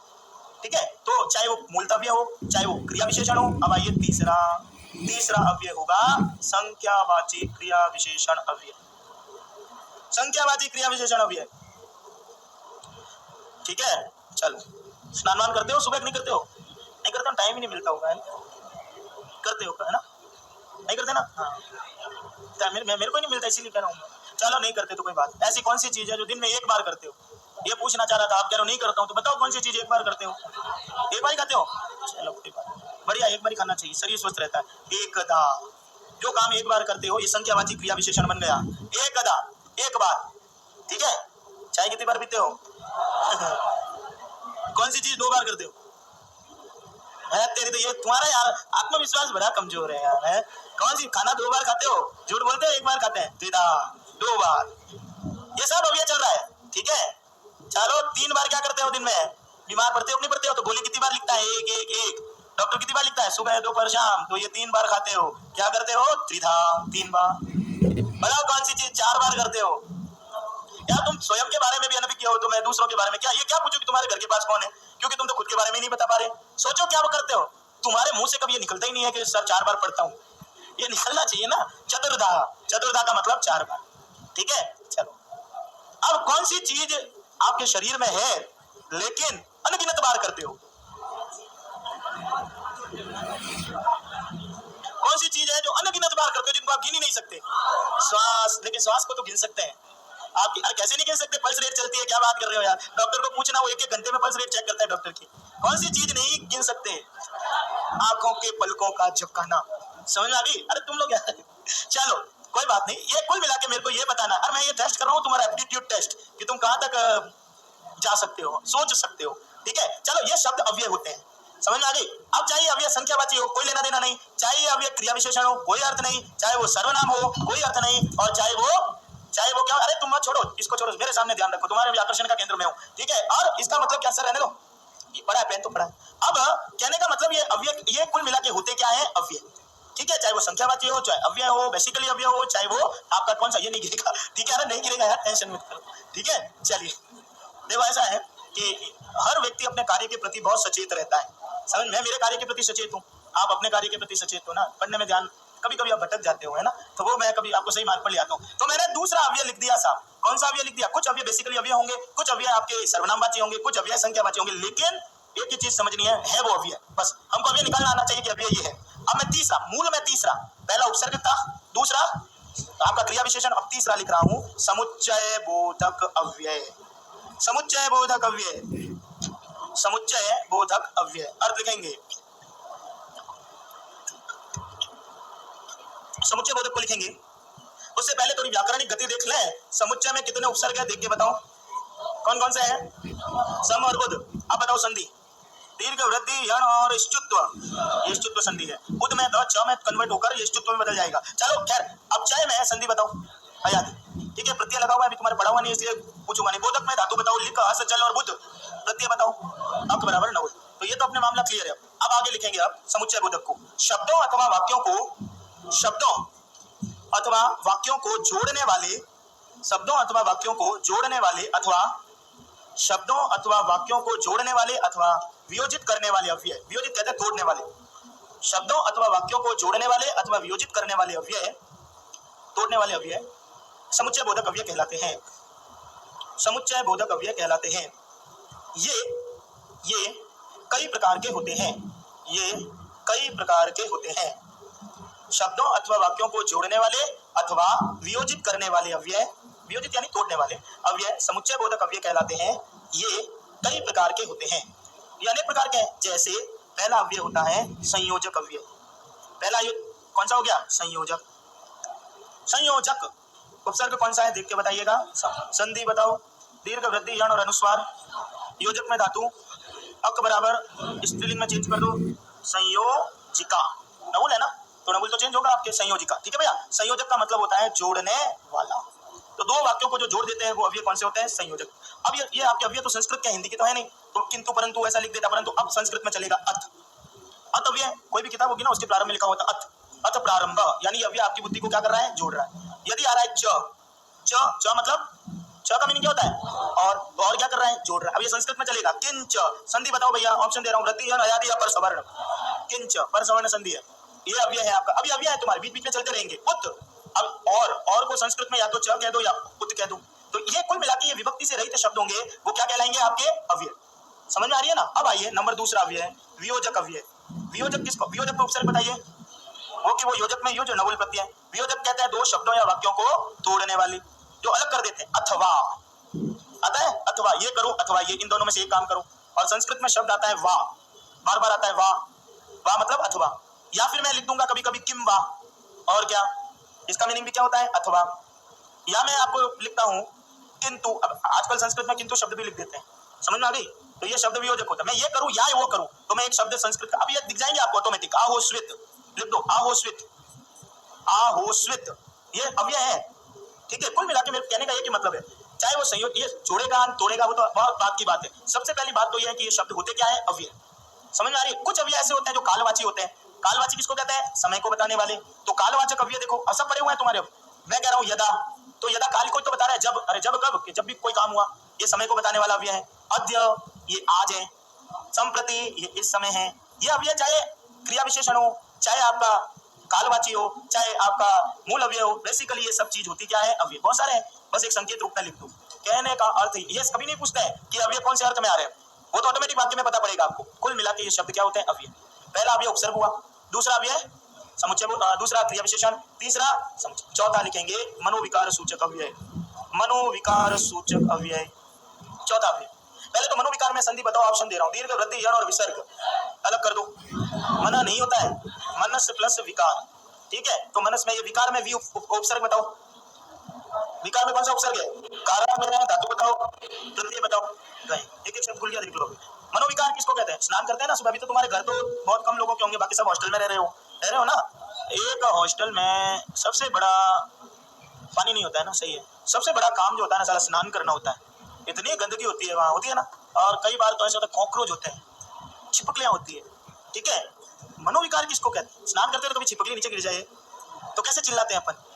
कैसे चिल्लाते हैं? एक बार जोर से। अच्छा चलो छोड़ो, ये तो मैं ही बता देता हूँ कैसे चिल्लाता। अरे अब मैं पूछ रहा हूँ, अरे का मीनिंग बताओ। क्या आप मुंह से बोल रहे तो मीनिंग तो होगा। ये अव्यय कैसे हो गया? मनोविकार सूचक। हंसते हो? कैसे हंसते हो एक बार? ई, तो ये ही है, ये क्या हो गया? अव्यय। ये अव्यय होता है, समझ में? हाँ ही, ये लड़कियों का, तुम्हारे लिए हाँ होता है, तुम्हारे मुंह से निकलता है ना ये, तो ये अव्यय होता है। अरे धिक दुष्टम, अरे चोर को क्या है? धिक्कार। पहले अर्थ लिखो। अभी मैं आ रहा था, ये बाहर की गली है ना ये अपने जस्ट, तो मैं यहाँ से आ रहा था तो दो छोटे से बच्चे, एक था साइकिल के ऊपर जो जवान सा लड़का, और दो छोटे छोटे बच्चे स्कूटी पे आ रहे थे। ऐसे दृश्यों को देखने में आनंद भी बड़ा आता है, और मैं सोच रहा था कि आज इसको उदाहरण के रूप में लगा ही लूंगा मैं। तो वो जैसे ही है वो बच्चा यूं टर्न करने लगा, तो आदमी, तो छोटा सा बच्चा, सामने वो पुलिस वाला खड़ा है, तो वो बगैर हेलमेट थे, तो उसने देखा पुलिस वाला पकड़ नहीं ले, तो एकदम से उसने गट ठोका साइकिल वाले को गिरा दिया। ठीक है, अब वो बच्चे को तो डर ये था कि पुलिस वाला पकड़ नहीं ले, तो वो गिरा, थोड़ा सा गिरा, फिर संभला और ऐसे भागने लगा। तो उस जो जवान आदमी ने उसको पकड़ा और पकड़ के बोला कि थारी दूं तोरी। मैं 2 मिनट के लिए रुक गया वहां। क्या बोला? थारी, ये मारवाड़ी शब्द है, थारी दूं तोरी। क्या बोला? थारी। आपको नहीं समझ में आया? नहीं आ गया? जो मारवाड़ी हूँ, अभी एक दिन पूछ रहा था कि बापरी क्या होता है, बापरी, तो मैं बता देता हूँ। ऐसे सवाल मेरे से किया करो यार, ठीक है, मैं भी बता दूंगा, तुम्हारा चिंता मत करना। तो वो लड़का बोला थारी दूं तोरी। मैंने भी गाड़ी रोकी, मैंने कहा ये मामला बड़ा फिट है अपने लिए, मैं तो अतेवर आदमी हूँ। मैंने दोनों को आपस में साइड में किया। मैंने कहा यार मेरे को एक बात बताओ कि ये तूने शब्द बोला थारी दून तोरी, इसका मीनिंग क्या होता है? मैंने कहा इसका मीनिंग क्या है? थारी दून तोरी, इसका क्या मीनिंग है? मेरे को गुस्सा आ गया तो मुंह से निकल गया। मैंने कहा मुंह से निकलता है उसका हर चीज का कोई न कोई अर्थ होता है। गाली बोलते तो गाली का भी तो अर्थ होता है, ऐसे थोड़ी बगैर अर्थ के कोई भी गाली नहीं बोली जाती है। तो बोला, मैंने कहा बता। अब ये जो शब्द होता है ना, वो आपके क्रोध को प्रकट करते हैं। समझ में आ रही? गुस्सा आता है ना कभी अपने को, तो अपन अपने मुंह से क्या निकलता है अपने को पता ही नहीं। आदमी एक ही समय जिंदगी में पशु बनता है। मेरे से कुछ चीजें लेके जाना, दिमाग में ध्यान फिट करके। अपने जीवन में आदमी हर समय आदमी रहता है, लेकिन एक समय ही वो पशु बनता है, और वो क्या होता है? क्रोध। या तो वो क्रोध के समय बनेगा या वो काम के समय। इन दोनों में व्यक्ति की बुद्धि पशु के समान हो जाती है। काम का अर्थ होता है इच्छाओं की पूर्ति करना। मेरे को कोई भी चीज जब मिलती नहीं है ना, तो मैं उसको प्राप्त करने की इच्छा करता हूँ। अब जब मैं प्राप्त करने की इच्छा करता हूँ, मैं भूल जाता हूँ कि सामने वाले के पास वो चीज संरक्षित है, मैं उसको चुराना चाहता हूँ। तो उस समय आदमी पशु बनता है। समझ में आ रही है? गुस्सा आता है तो हम पशु बन जाते हैं, और पता नहीं हम क्या क्या बोल देते हैं। और जब वो शब्द अपन बोलते हैं तो वो गुस्से के शब्द होते हैं जिनका कोई अर्थ नहीं होता, और आपका शब्द है हुम। अब वो तो कह रहा है गुस्सा आए तो भी संस्कृत में करो। अब हिंदी तो चलो व्यवहारिक भाषा आती है, ठीक है ना। बच्चे कभी कभी गुस्सा करते हैं तो अपन बोलते हैं ना, दूंगा साले को, दूंगा। अब साले को, अब ये कौन सा साला है? खुद की तो औलाद है, गाय का साला है, ठीक है। और साले की तो हिम्मत नहीं मारने की। समझ, साले को मार सकते हैं क्या? नहीं मार सकते, भूल जाना जिंदगी में। क्योंकि घर में एक साला और खुद के हाड़ में 2 आड़े होते हैं जो बराबर होते हैं। मेरी बातें करना, चलो। अब कहा है वह ही धिक अरे हुम, ये सब क्या है? ये पूछ रहा हूँ, ये है क्या? ये मनोविकार सूचक अव्यय है। क्यों है? क्योंकि ये मन के विभिन्न विकारों को बताते हैं। कभी क्रोध को बताएंगे, कभी खुशी को बताएंगे, और जब भी आएगा ये विस्मयादि बोधक चिन्ह उनके साथ आएगा। समझ में आ रही है? वाक्य खत्म हो जाएगा यहाँ पर। वो कहेगा धिक, और ऐसे कर देगा चोर को धिक्कार। अब बत, अब ये संस्कृत में आएगा बत, बड़े दुख की बात है। हंत, बड़े दुख की बात है। बड़ा कष्ट है कि आज उसके पड़ोसी के घर में चोरी हो गई। हंत का मतलब दुख के अर्थ में नहीं जाना, वाक्य अपने आप आ जाएगा। अपने को ये समझना है कि ये शब्द क्या होता है। हिंदी के तो हम व्यवहार में प्रयोग में ले रहे हैं तो हमको पता है, संस्कृत के शब्द आप प्रयोग में नहीं लेते हो, इसलिए पता नहीं हमको। अरे ये तो रात दिन बोलते हो, अरे आश्चर्यम, अरे शब्द कौन से अर्थ में आता है? आश्चर्य में। ही कब होता है? हृदय होता।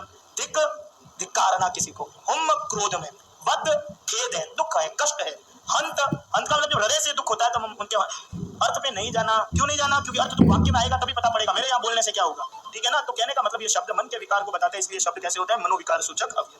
चलिए लास्ट अव्यय प्रत्ययांत अव्यय है, लाइन लिखा नहीं है, लिख दो चलो। मन के विभिन्न विकार, मन के विभिन्न विकार जैसे, मन के विभिन्न विकार जैसे सुख, दुख, ईर्ष्या, प्रेम, आसक्ति, सुख, दुख, ईर्ष्या, प्रेम, आसक्ति आदि को बताने वाले अव्यय, आदि को बताने वाले अव्यय मनोविकार सूचक अव्यय कहलाते हैं। आदि को बताने वाले अव्यय मनोविकार सूचक अव्यय कहलाते हैं, ठीक है भाई। तो जो आपके दुख, सुख, घृणा, हर्ष वो बता रहे हैं, ये अव्यय क्या क्या कहलाएंगे? मनोविकार, ये इनके रूप हैं। अब आइए अंतिम, और आपका अंतिम है, क्या लिखा था? प्रत्ययांत अव्यय, जो आपने पढ़ रखे हैं, लिखते हैं प्रत्ययांत अव्यय। कुछ अव्यय लिखते हैं प्रत्ययांत अव्यय को, कुछ अव्यय विभिन्न कृत कौमा तद्धित, कुछ अव्यय विभिन्न कृत कौमा तद्धित आदि प्रत्ययों को, कुछ अव्यय विभिन्न कृत कौमा तद्धित आदि प्रत्ययों से, कर देना, तद्धित आदि प्रत्ययों से लगकर बनते हैं। कुछ अव्यय विभिन्न कृत कौमा तद्धित आदि प्रत्ययों से लगकर बनते हैं। जैसे पढ़ रखी है तुमने सारी, जैसे देखो आपको पता हो तो मैंने तुमुन प्रत्यय करवाया, तुमुन प्रत्यय करवाए तो तुमुन प्रत्ययांत शब्द क्या होते हैं? अव्यय। तो जैसे ये लिख दिया पठे तुम, तो ये शब्द क्या हो गया आपके? अव्यय। प्रत्यय कौन सा लगा हुआ है? तुमुन। आपने लिखा कुछ कृत प्रत्यय लगकर शब्द क्या बन जाते हैं? अव्यय। पढ़ाया था तुमुन प्रत्ययांत शब्द अव्यय होते हैं। इसी प्रकार लिखाया कत्वा, पठित्वा, तो ये शब्द अव्यय हो गया। क्यों हो गया? क्योंकि आपने क्या लगाया? कत्वा लिखाया था। कत्वा प्रत्ययांत शब्द क्या होता है? अव्यय। नंबर तीसरा ल्यप और उपगम्य, ये शब्द अव्यय है। क्यों है? क्योंकि ल्यप प्रत्ययांत शब्द क्या होते हैं? अव्यय। तो कुछ शब्द प्रत्ययों से लगकर अव्यय बन जाते हैं, हम ऐसे शब्दों को भी क्या बोलते हैं? अव्यय। अब आप जैसे देखो यदा शब्द बोलते हो, एक उदाहरण दे रहा हूं, देखना, तद्धित का पढ़ाया नहीं है। तो यदा ऐसे थोड़ी बना है, इसका मूल शब्द होता है यद। क्या होता है? यद। इसके पीछे एक तद्धित का प्रत्यय लगा हुआ है दा, तब वो शब्द बनके क्या बनता है? यदा। यहाँ पे जाने की कोई आवश्यकता नहीं कि शब्द कैसे बन रहा है, अपने को ध्यान ये रखना है कि ये शब्द क्या होते हैं? अव्यय। चाहे वो सर्वनामवाची हो, चाहे क्रिया विशेषणवाची हो, चाहे ये प्रत्यय के लगकर हो, कुल मिला के ये शब्द होंगे क्या? अव्यय। शब्द दो प्रकार के होते हैं, पहला कौन सा हुआ? विकारी, और दूसरा हुआ अविकारी। अविकारी शब्दों को हम अव्यय कहते हैं, और ये अव्यय चाहे उपसर्ग के रूप में आए। अब देखो जब भी उपसर्ग कोरा आएगा तब वो अव्यय होगा। यदि आपने उपसर्ग के साथ शब्द जोड़ दिया तो अव्यय रहा ही नहीं। क्यों नहीं रहा? क्योंकि फिर तो आप इसको लिंग में लेके आ गए, समझ में आ गई। और कोरा उपसर्ग आपके कभी आएगा नहीं, क्योंकि कोरा उपसर्ग का कोई मीनिंग होता नहीं है। तो उपसर्ग को तो छोड़ दो, इसके अलावा कुछ अव्यय सर्वनामवाची होंगे, क्रिया विशेषण होंगे, कुछ अव्यय संख्यावाची होंगे, कुछ अव्यय मनोविकार सूचक होंगे, कुछ अव्यय समुच्चय बोधक होंगे, कुछ प्रत्ययांत होंगे, लेकिन वो सारे के सारे होंगे क्या? अव्यय। इसलिए हमारा अविकारी शब्दों में हमारा पहला पढ़ने का काम यही है कि जो शब्द कभी परिवर्तित नहीं होते हम उन्हें क्या कहते हैं? अव्यय। इतना पढ़ाने का मतलब यह है कि हमको अव्यय निकालना आना चाहिए।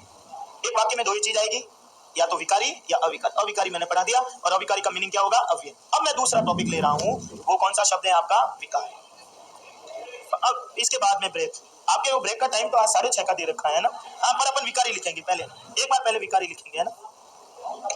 चलिए, मैं देखो मनोविज्ञान में एक बहुत बड़ा विषय है, ठीक है, और वो होता है अनैच्छिक क्रियाएं। कुछ क्रियाएं ऐच्छिक होती है और कुछ क्रियाएं अनैच्छिक। पलकों का झपकाना, वो कौन सी क्रिया होती है? उबासी का आना। ये किसने का अनैच्छिक होती है? अरे उबासी का आना ऐच्छिक है कि अनैच्छिक है? अनैच्छिक है ये भी। चलो ठीक है, मेरे को नहीं पता, मेरे को, मैं पूछ रहा हूँ आपको, उबासी का आना। और ये जो भौं होती है ना, हमारे शकुन साहब, मैं तो संस्कृत का आदमी, मनोविज्ञान मनोविज्ञान मेरे को नहीं आता है। ये कभी कभी ये ऊपर वाली भौं होती है ना, ये ऊपर ऊपर ऊपर नीचे होती रहती है, होती है नहीं होती कभी कभी? तो ये ऐच्छिक है कि अनैच्छिक? ये क्यों होती है? और पता है डावी जो भौं ऊपर होती है तो अलग, और जीवनी, मैं तो मारवाड़ी हूँ भैया, जीवनी होती है तो अलग, दोनों तरफ की होती है, नहीं चाहते तभी होती रहती है। कभी कभी आँख जो होती है ना, आँख ये फड़फड़ाती है, फड़फड़ाती है कभी, दाई नहीं अलग ना भाई नहीं अलग, भाई अलग। क्यों? ये ऐच्छिक है कि अनैच्छिक? तो इसका ये क्यों, ऐसा क्यों होता है? सब मजे करते हो तुम लोग सब। जहाँ पर हमारी इच्छाओं का कोई नियंत्रण नहीं होता वो अभिज्ञान शाकुंतलम बहुत बड़ा कालिदास का प्रसिद्ध ग्रंथ है।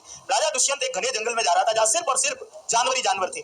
उसकी मैं घर से जब निकलता हूँ ना, मेरे ऊपर एक बहुत बड़ा ठप्पा लगा हुआ है, या नहीं सब जगह, कि सर मैं आप लेट आते हो, कभी 5 मिनट आते हो, कभी 10 मिनट आते हो, आता हो ना। और मैं घर से तभी निकलता हूँ जब मेरे को सुकून आता है, नहीं मैं निकलता ही नहीं हूँ, मैं क्लास ही नहीं लेता हूँ, मैं घर में ही रहता हूँ। मेरी जब सांस दाई तरफ चलेगी तभी मैं आऊंगा, नहीं आऊंगा ही नहीं, बोले कोई भी कुछ कर ले। समझ में आ रही है? मेरे को तो जब मेरे सगुन आएंगे तभी निकलूंगा। मेरे रास्ते में यदि कोई बिल्ली काट जाए, भले ही कितना ही नासा का वैज्ञानिक कह दे कि सब ये है, तभी मैं बैठूंगा ही, भले कुछ भी हो जाए। समझ में आ गई? ये कौन कहता है? शकुन शास्त्र। कौन कहता है? एक बहुत बड़ा शास्त्र है भैया शकुन शास्त्र। राजा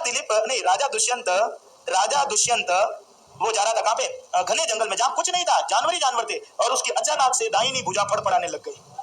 ठीक है, पढ़ा नहीं कभी विज्ञान शाकुंतलम? जिसने पढ़ा है वो एक बार हाथ खड़ा करो। एक दो तो होंगे क्लास में, पढ़ा है ना मैडम? तो उसकी दाहिनी भुजा फड़फड़ाने लग गई, और होनी को कोई टाल नहीं सकता, और अनहोनी दुनिया में कभी हो नहीं सकती। भवितव्यानाम द्वाराणि सर्वत्र भवन्ति, होनी के द्वार सर्वत्र खुले रहते हैं। दाहिनी भुजा फड़फड़ाने का मतलब होता है स्त्री के मिलन का संकेत होना। समझ में आ गई? ऐसा क्यों हंस रहे हो यार? अब घने जंगल में उसकी दाहिनी भुजा फड़फड़ा रही है, जहां जानवर भी नहीं दिख रहे हैं, तो स्त्री का मिलन कहां से होगा? लेकिन क्या बोल दिया? अरे नोट करो, मन से थोड़ी बोल रहा हूं। भवितव्यानाम द्वाराणि सर्वत्र भवन्ति। ठीक है, मैं राधे राधे नहीं पढ़ाऊंगा, मैं वही पढ़ाऊंगा जो क्लास में आएगा। कहां से लिया गया है? अभिज्ञान। नोट करो, अभिज्ञान शाकुंतलम सूक्ति आएगी तुम्हारी, और ये सूक्ति है। नोट करो, एक सूक्ति लिखाई, धीरे धीरे ले जाऊंगा विषय में, एक साथ कोई 100 थोड़ी लिखाऊंगा कोई। समझ में आ रही है? याद कौन कर पाएगा 100 सूक्तियों को? पहली सूक्ति लिखाई थी कौन सी? हितम मनोहारी च दुर्लभम वचः, हितकारी और मन को हरण करने वाले वचन कभी नहीं मिलते। ऊपर नोट करते रहो, धीरे धीरे मैं इन सबको मिश्रित करा दूंगा। ऊपर जगह होना, मैं नोट करो, धीरे धीरे मिश्रित कराऊंगा इन सारे सूक्तियों को। अब मैंने लिख दिया भवितव्यानाम द्वाराणि सर्वत्र भवन्ति, होनी के द्वार सर्वत्र खुले रहते हैं। बात समझ में आ रही है मैं क्या कह रहा हूँ? होनी है, निश्चित होना है। ये तो आज मेरा गिरना लिखा है, मैं मेरे ऊपर कितना ही ध्यान रखूंगा, गिरूंगा ही। इसलिए घने जंगल में भी दुष्यंत को किसके दर्शन हो गए? शकुंतला के। क्यों? क्योंकि होनी होकर रहेगी, अनहोनी दुनिया में कभी हो नहीं सकती। ठीक है, चलिए। वैज्ञानिकों ने कितना ही प्रयास किया ना, लेकिन नहीं होना था। इसलिए ऊपर पहुंच के भी वो नीचे गिर गया लैंडर। अंत में पहुंचा फिर भी गिर गया, क्योंकि होनी होके रहती है और अनहोनी को कोई टाल नहीं सकता। ठीक है, नोट करते रहना, मैं धीरे धीरे यहाँ से मेरा विषय धीरे धीरे खुलता रहेगा, और मैं सूक्तियां लिखाता रहूंगा, और सूक्तियां मैं उदाहरणों के द्वारा दूंगा ताकि आपको याद रहे वो चीजें। और अब आपका शब्द होगा विकारी शब्द। अर्थ लिखेंगे, जिन शब्दों के रूपों में परिवर्तन होता है, जिन शब्दों के रूपों में परिवर्तन होता है उन्हें विकारी शब्द कहते हैं। जिन शब्दों के रूपों में परिवर्तन होता है उन्हें कौन से शब्द कहते हैं? उन्हें विकारी शब्द कहते हैं। देखते हैं कैसे परिवर्तन होता है, देखिएगा। ठीक है, मैंने लिख दिया राम। ठीक है, ये तो हिंदी का है, ये राम शब्द पुल्लिंग का है। तो जो शब्द हमेशा ही परिवर्तित होते हैं वो शब्द क्या होता है? विकारी। जैसे ही आप इसको विभक्ति में लाते हो तो बोलते हो रामा रामाऊ रामा, ऐसे। तो ये शब्द हमेशा क्या हो रहा है? परिवर्तित। यदि मैंने लिख दिया रमा स्त्रीलिंग में, और मैं इसको खोल रहा हूं, तो मैं लिख रहा हूं लता लते लता, ये शब्द हमेशा क्या हो रहे हैं? परिवर्तित। यदि मैं लिख रहा हूं मूल शब्द फल, कौन से लिंग में है? नपुंसकलिंग में। जब मैं इसको चला रहा हूं तो क्या बोल रहा हूं? फलम फले फलानी। तो जो शब्द हमेशा ही परिवर्तित होते हैं उन्हें क्या कहते हैं? विकारी। यदि मैं चौथा शब्द लिख रहा हूं सर्वनाम, और मैं लिख रहा हूं तद शब्द, ये सर्वनाम है और ये 3 लिंग में चलता है। पहला पुल्लिंग सह तव, ये पढ़ोगे अब आप, बिल्कुल बेसिक चीज, नीचे के स्तर की चीज। स तव ते स्त्रीलिंग में चलाओगे, सा ते ताहा, नपुंसकलिंग में चलाओगे तत ते था। तो ये शब्द देखो, राम हमेशा परिवर्तित हो रहा है, लता हमेशा परिवर्तित हो रहा है, फल परिवर्तित हो रहा है, सर्वनामवाची परिवर्तित हो रहा है। तो ऐसे शब्दों को हम क्या कहते हैं? विकार। और शब्द आपके 4 प्रकार के लिख दिए। पहला आपका 4 प्रकार के क्या? ये शब्द मैंने लिंगों से लिख दिए, या तो पुल्लिंग है, या स्त्रीलिंग है, या नपुंसकलिंग है, और इसमें भी एक शब्द मैंने लिख दिया सर्वनाम। लिंग 3 ही होते हैं, या तो पुल्लिंग, स्त्रीलिंग और नपुंसकलिंग। तो कहने का तात्पर्य क्या हो गया? विकारी किसे कहते हैं? जो शब्द हमेशा परिवर्तित होते हैं हम उन्हें क्या कहते हैं? चाहे वो पुल्लिंग के हो, चाहे स्त्रीलिंग के हो, चाहे वो नपुंसकलिंग के हो, और चाहे सर्व। ठीक है भाई, तो एक ही चीज याद करनी है, अविकारी बराबर चेंज नहीं होते और विकारी बराबर परिवर्तित होते हैं। अब लिखो पैराग्राफ चेंज करके, विकारी शब्द 3 प्रकार के हैं। जितने भी विकारी शब्द होते हैं, परिवर्तित होने वाले शब्द, वो कितने प्रकार के होते हैं? 3। नंबर 1, पहला शब्द अजंत शब्द। बेसिक संस्कृत की चल रही है, और ध्यान रखना। पहला शब्द अजंत, दूसरा है हलंत, और तीसरा है सर्वनामवाची शब्द। शब्द 3 प्रकार के हो गए। पहला कौन सा हो गया? अजंत, दूसरा हलंत, और तीसरा सर्वनामवाची। शब्दों के 3 भेद, अजंत, हलंत और सर्वनाम। अब एक एक करके ले रहे हैं। पहला शब्द आपका होगा अजंत शब्द। मैंने पहले दिन से बोल रहा हूं, एक भी शब्द रटने की जरूरत नहीं है। समझ आ रही? सब कुछ यही करेंगे सिवाय एक, राम। और मैंने अभी बीच में विषय छूट गया, नहीं तो मैं अभी तक राम के शब्द याद भी करवा देता आपको। अजंत शब्द, संधि बताओ, दीर्घ, वृद्धि, यण या जसत्व। अलग कर दो, अच प्लस अंत बराबर अजंत। अच किसे कहते हैं? जिन शब्दों के अंत में स्वर होता है वो शब्द क्या कहलाता है? अजंत। लिखो, अजंत को लिखेंगे। अजंत की परिभाषा, जिन शब्दों के अंत में स्वर होते हैं वह शब्द, जिन शब्दों के अंत में स्वर होते हैं वह शब्द अजंत शब्द कहलाता है। जिनके अंत में स्वर होगा वो शब्द क्या कहलाएगा? अजंत। ठीक है, लिखें, यह 13 प्रकार के हैं। स्वर कितने होते हैं? 13 सामान्य रूप से, तो अजंत शब्द भी कितने होंगे? 13। लिखो, ये 13 प्रकार के हैं, बताते रहना। अब यहाँ से आपके रीट के सवाल शब्दों के बनने शुरू होते हैं। यदि मैं कह रहा हूं रामः, ये लो, तो रामः का मूल प्रकृति क्या है? राम, तो ये लिख दिया राम। और आपको एक बात, भाषा का एक स्पष्ट सिद्धांत होता है हिंदी, संस्कृत और गणित इसका अंग्रेजी का, कि शब्द हमें हमेशा अपने साथ वचन और लिंग लेकर ही प्रकट होता है। समझ में आ रही है? जैसे ही कह दिया राम, प्रकृति आ गई साहब। राम के अंत में किसकी ध्वनि आ रही है? अ, इसलिए ये शब्द अकारांत है, क्योंकि इसके अंत में क्या आ रहा है? अ। जितने भी अकारांत शब्द होते हैं, चाहे लक्ष्मण, चाहे मोहन, चाहे सोहन, चाहे मनीष, वो सारे शब्द किसके समान चलेंगे? राम के। इसलिए बार बार बोल रहा हूं, एक याद करो। और इसका लिंग बताओ, राम का पुल्लिंग, तो ये शब्द अकारांत पुल्लिंग है। जैसे ही मैंने लिख दिया हरे, इसकी प्रकृति बताओ हरि, तो इसमें इसकी प्रकृति हरि है। ये कैसा शब्द हो गया? ईकारांत। इसका लिंग कैसा होता है? पुल्लिंग। हमेशा लिंग निर्धारण अलग से टॉपिक दे रखा है, आपका ध्यान रखना। पहले हमने प्रत्यय से किया, अब हम शब्द से कर रहे हैं। अब आइए अगला लिख रहा हूं, यदि लिख दिया गुरु, ये कैसा हो गया? उ, इसीलिए इसको कहते हैं उकारांत, और इसका लिंग क्या होता है? पुल्लिंग। यदि मैंने आपको तो कैसे लिखा हुआ आएगा? गुरु हो, ये पद है, पद का मतलब संस्कृत का शब्द है, इसकी प्रकृति क्या होती है? गुरु।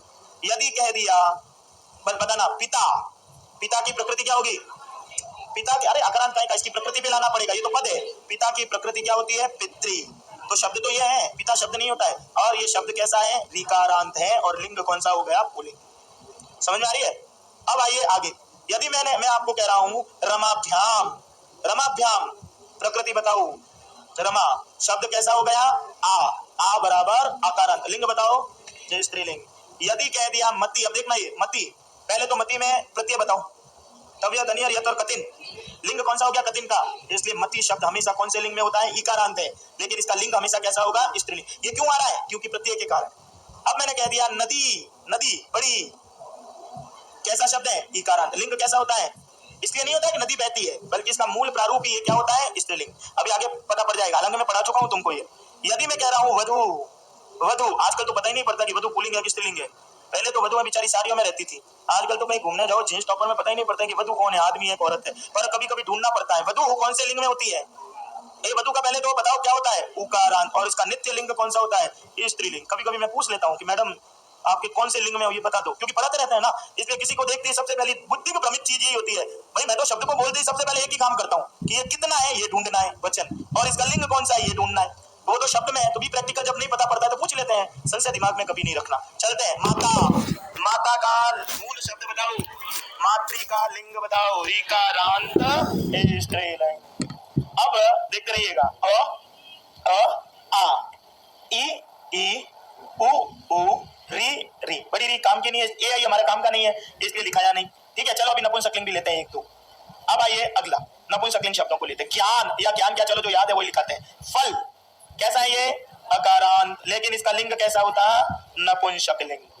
अकारांत नपुंसकलिंग। फलम, फले, फलानी। यदि मैं कहता हूं वारिणी, वारिणी का मूल शब्द क्या होता है? वारी, वारी यानी जल, ये इकारांत है, इसका लिंग बताओ, पुल्लिंग है कि स्त्रीलिंग, या नपुंसकलिंग? हाँ, ये चीज तो मैंने सिखा दिया आपको, बस कुल मिला के कोई भी शब्द बोलते हो तो लिंक पता है अपने को। चलो अब बताओ, मधु, मधु उकारांत नपुंसकलिंग। अब एक चीज बताओ मेरे को, ये ध्यान रखना है, ऐसे सवाल आएंगे देखना। वो कहेगा मधुनी इत्यत्र लिंगम वर्तते, आपके सिलेबस में अलग से ही कोड है, ये क्लास 6 के सवाल है, वो तुमको अब पढ़ा रहा हूँ संधि समास पढ़ाने के बाद में, क्योंकि शब्द आता है। वो कहेगा मधुनी की प्रकृति मधु है, तो इसका लिंग भी बता दो। हम जा रहे हैं शहद में, समझ में आ रही है? तो मधु कौन से लिंग में होता है? नपुंसकलिंग में। अब देखो ये अ ई उ री, आ ई उ री, अ ई उ, ये सब क्या है? सारे के सारे स्वर, और स्वरों को संस्कृत में क्या कहते हैं? अच। इसीलिए इन सारे शब्दों को एक शब्द में क्या बोलते हैं? अजंत। समझ में आ गई? वो कह रहा है कि ये शब्द क्या है? अजंत। क्यों है? इनके अंत में क्या है? स्वर। अब आप सुनिए, यदि किसी भी विद्यार्थी को, ये जो संस्कृत के होते हैं ना, उनको तो ये सब रूप याद होते हैं, इसलिए उनकी कोई कठिनाई आती नहीं है। आपको कहूं कितने याद करो, तो आप तो याद करने में रटोगे, उनके अभ्यास के कारण याद हो गए। ठीक है, तो हमको अभी इसमें एक राम शब्द याद करना है, बाकी धीरे धीरे जहां समस्या होगी मैं अपना याद करवाता रहूंगा ये। ठीक है, अब आइए आगे। इन सारे शब्दों को अजंत क्यों कहते हैं? क्योंकि इनके अंत में क्या आता है स्वर। अब ले लेते हैं दूसरा शब्द हलंत। हलंत, हल किसे कहते हैं? तो जिन शब्दों के अंत में व्यंजन होता है वो शब्द कैसे होते हैं? हलंत। लिखो, लिखेंगे जिन शब्दों के अंत में, जिन शब्दों के अंत में हल, जिन शब्दों के अंत में हल अर्थात, जिन शब्दों के अंत में हल अर्थात व्यंजन होते हैं उन्हें हलंत शब्द कहते हैं। जिन शब्दों के अंत में हल अर्थात व्यंजन होते हैं उन्हें हलंत शब्द कहते हैं। तो हलंत किसको कहते हैं? जिनके अंत में व्यंजन। चलिए बताइएगा। राजा, मूल शब्द राजा है क्या? प्रकृति बताओ। राजन, अंत में किसकी ध्वनि आ रही है? इसलिए शब्द नकारांत। देखो प्योरली हलंत है, पूरा करते ही हो जाएगा, तो ये नकारांत है। और लिंग कौन सा होता है? ठीक है, मैंने कह दिया ब्रह्मा। मूल शब्द बताओ। ब्रह्मा का मूल शब्द, जितने भी नकारांत होते हैं वो सब पुल्लिंग में होते हैं। ब्रह्मा का शब्द होता है नकारांत पुल्लिंग। RS IS उसमें सवाल लगते हैं, ये जो मैं आपको लिखा रहा हूँ दादा, पेपर पता पड़ जाएगा तुमको कि ये कौन सी लिंग में चलता है शब्द। संन्यास, वही का तो शब्द लिखाया था आपको। अब आइए आगे। यदि कहता हूँ आत्मा, वो कहेगा आत्मा का लिंग बताओ। हिंदी की बेसिक चीज होती है आत्मा का, वहां से पता ही नहीं पड़ेगा। आप तो बोलोगे आत्मा जाता है ना आत्मा जाती है, जाता है जाती है कुछ नहीं है, वो तद्भव में नहीं चलना। आत्मा का मूल शब्द क्या होता है? और जितने भी नकारांत शब्द होते हैं वो हमेशा कैसे होते हैं? पुल्लिंग में। इसलिए ये भी नकारांत है, पुल्लिंग में। समझ में आ गई? यदि कह दिया चंद्रमा, तो चंद्रमा तो शब्द होता ही नहीं है, मूल शब्द होता है चंद्रमस। अच्छा अभी हमको नहीं आता है तो ये तो पढ़ना पड़ेगा क्योंकि तो संस्कृत की बेसिक है। चंद्रमा का मूल शब्द क्या होता है? चंद्रमस। तो ये स आ रहा है व्यंजन, इसलिए क्या हो जाएगा? ये सकारांत पुल्लिंग। अब वो पूछेगा वहां ऐसे डाल के चंद्रमा का प्रकृति बताओ, तो आपको बतानी पड़ेगी ये। और वो कहेगा चंद्रमा का लिंग बताओ, तो लिंग आपका पुल्लिंग में चलेगा। ये मन, मन, मन कौन से लिंग में होता है? मन का आपको मूल प्रकृति पे जाकर ही लिंग पता पड़ेगा। मैं कह रहा हूँ मनः, लगातार विग्रह कर रहे हो तो मन का मूल शब्द क्या होता है? मनस। तो ये शकारांत शब्द है और शकारांत हमेशा किससे होता है? पुल्लिंग में।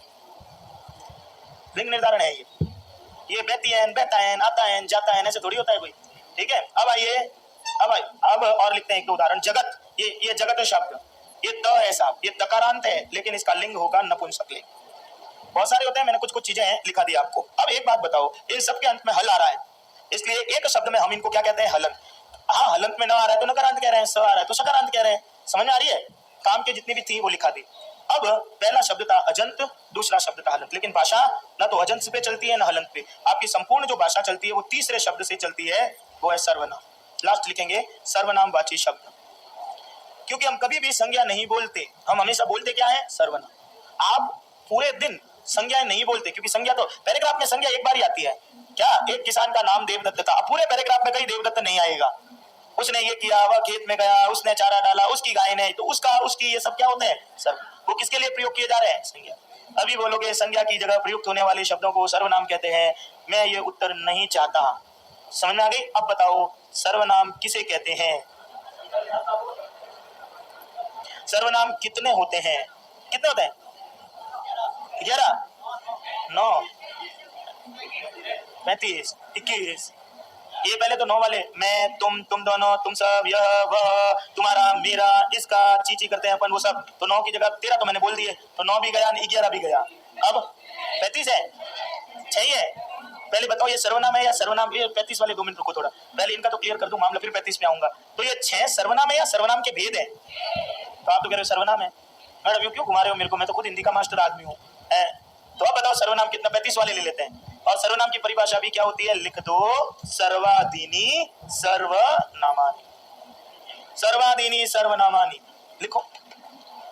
सर्वादीनी ये सर्वनाम की डेफिनेशन है भाई, संस्कृत की थोड़ी है।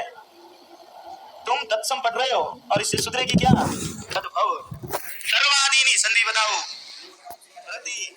अयादि जसत्व या दीर्घ अलग कर दो, सर्व प्लस आदीनी। जैसा विशेष्य वैसा विशेषण। अब शुरू हो जाएगा मामला। ये यहाँ सर्वादीनी नामानी है तो यहाँ भी सर्वादीनी ही आएगा। तो अब इसकी परिभाषा लिखेंगे। सर्वादिगण में पठित, सर्वादिगण में पठित 35 शब्दों की, सर्वादिगण में पठित 35 शब्दों की सर्वनाम संज्ञा होती है। सर्वादिगण में पठित 35 शब्दों की सर्वनाम संज्ञा होती है। तो सर्वनामों की संख्या कितनी हो गई? 35। एकदम फैक्ट आता है यहाँ पे। और वो 35 यदि देखने हैं तो कहाँ पे देखो? अष्टाध्यायी में। और अष्टाध्यायी में तो बहुत सारे लिखे हुए हैं, तो वहां पर जब ये लिखा हुआ मिल जाए सर्वाधिगण, तो उसको खोल देना, उसमें कितने शब्द मिलेंगे? 35। और उन 35 शब्दों को हम क्या कहेंगे? सर्वनाम। आगे लिखो। तथा तथा ये सर्वनाम सामान्यतया संज्ञा का बोध करा संज्ञा के स्थान पर प्रयुक्त होते हैं। तथा ये सर्वनाम सामान्यतया संज्ञा के स्थान पर प्रयुक्त होते हैं। तो ये सर्वनाम हमेशा किसके स्थान पर प्रयुक्त होंगे? संज्ञा के स्थान पर। तो एक बात याद रखनी, सर्वनामों की संख्या कितनी होती है? आपको देखना है तो कहाँ देखना पड़ेगा? संस्कृत देखनी है तो एक ही किताब मिलेगी अष्टाध्यायी, वहां पर सर्वाधिगण है, वहां पर सर्वनामों की संख्या 35 है।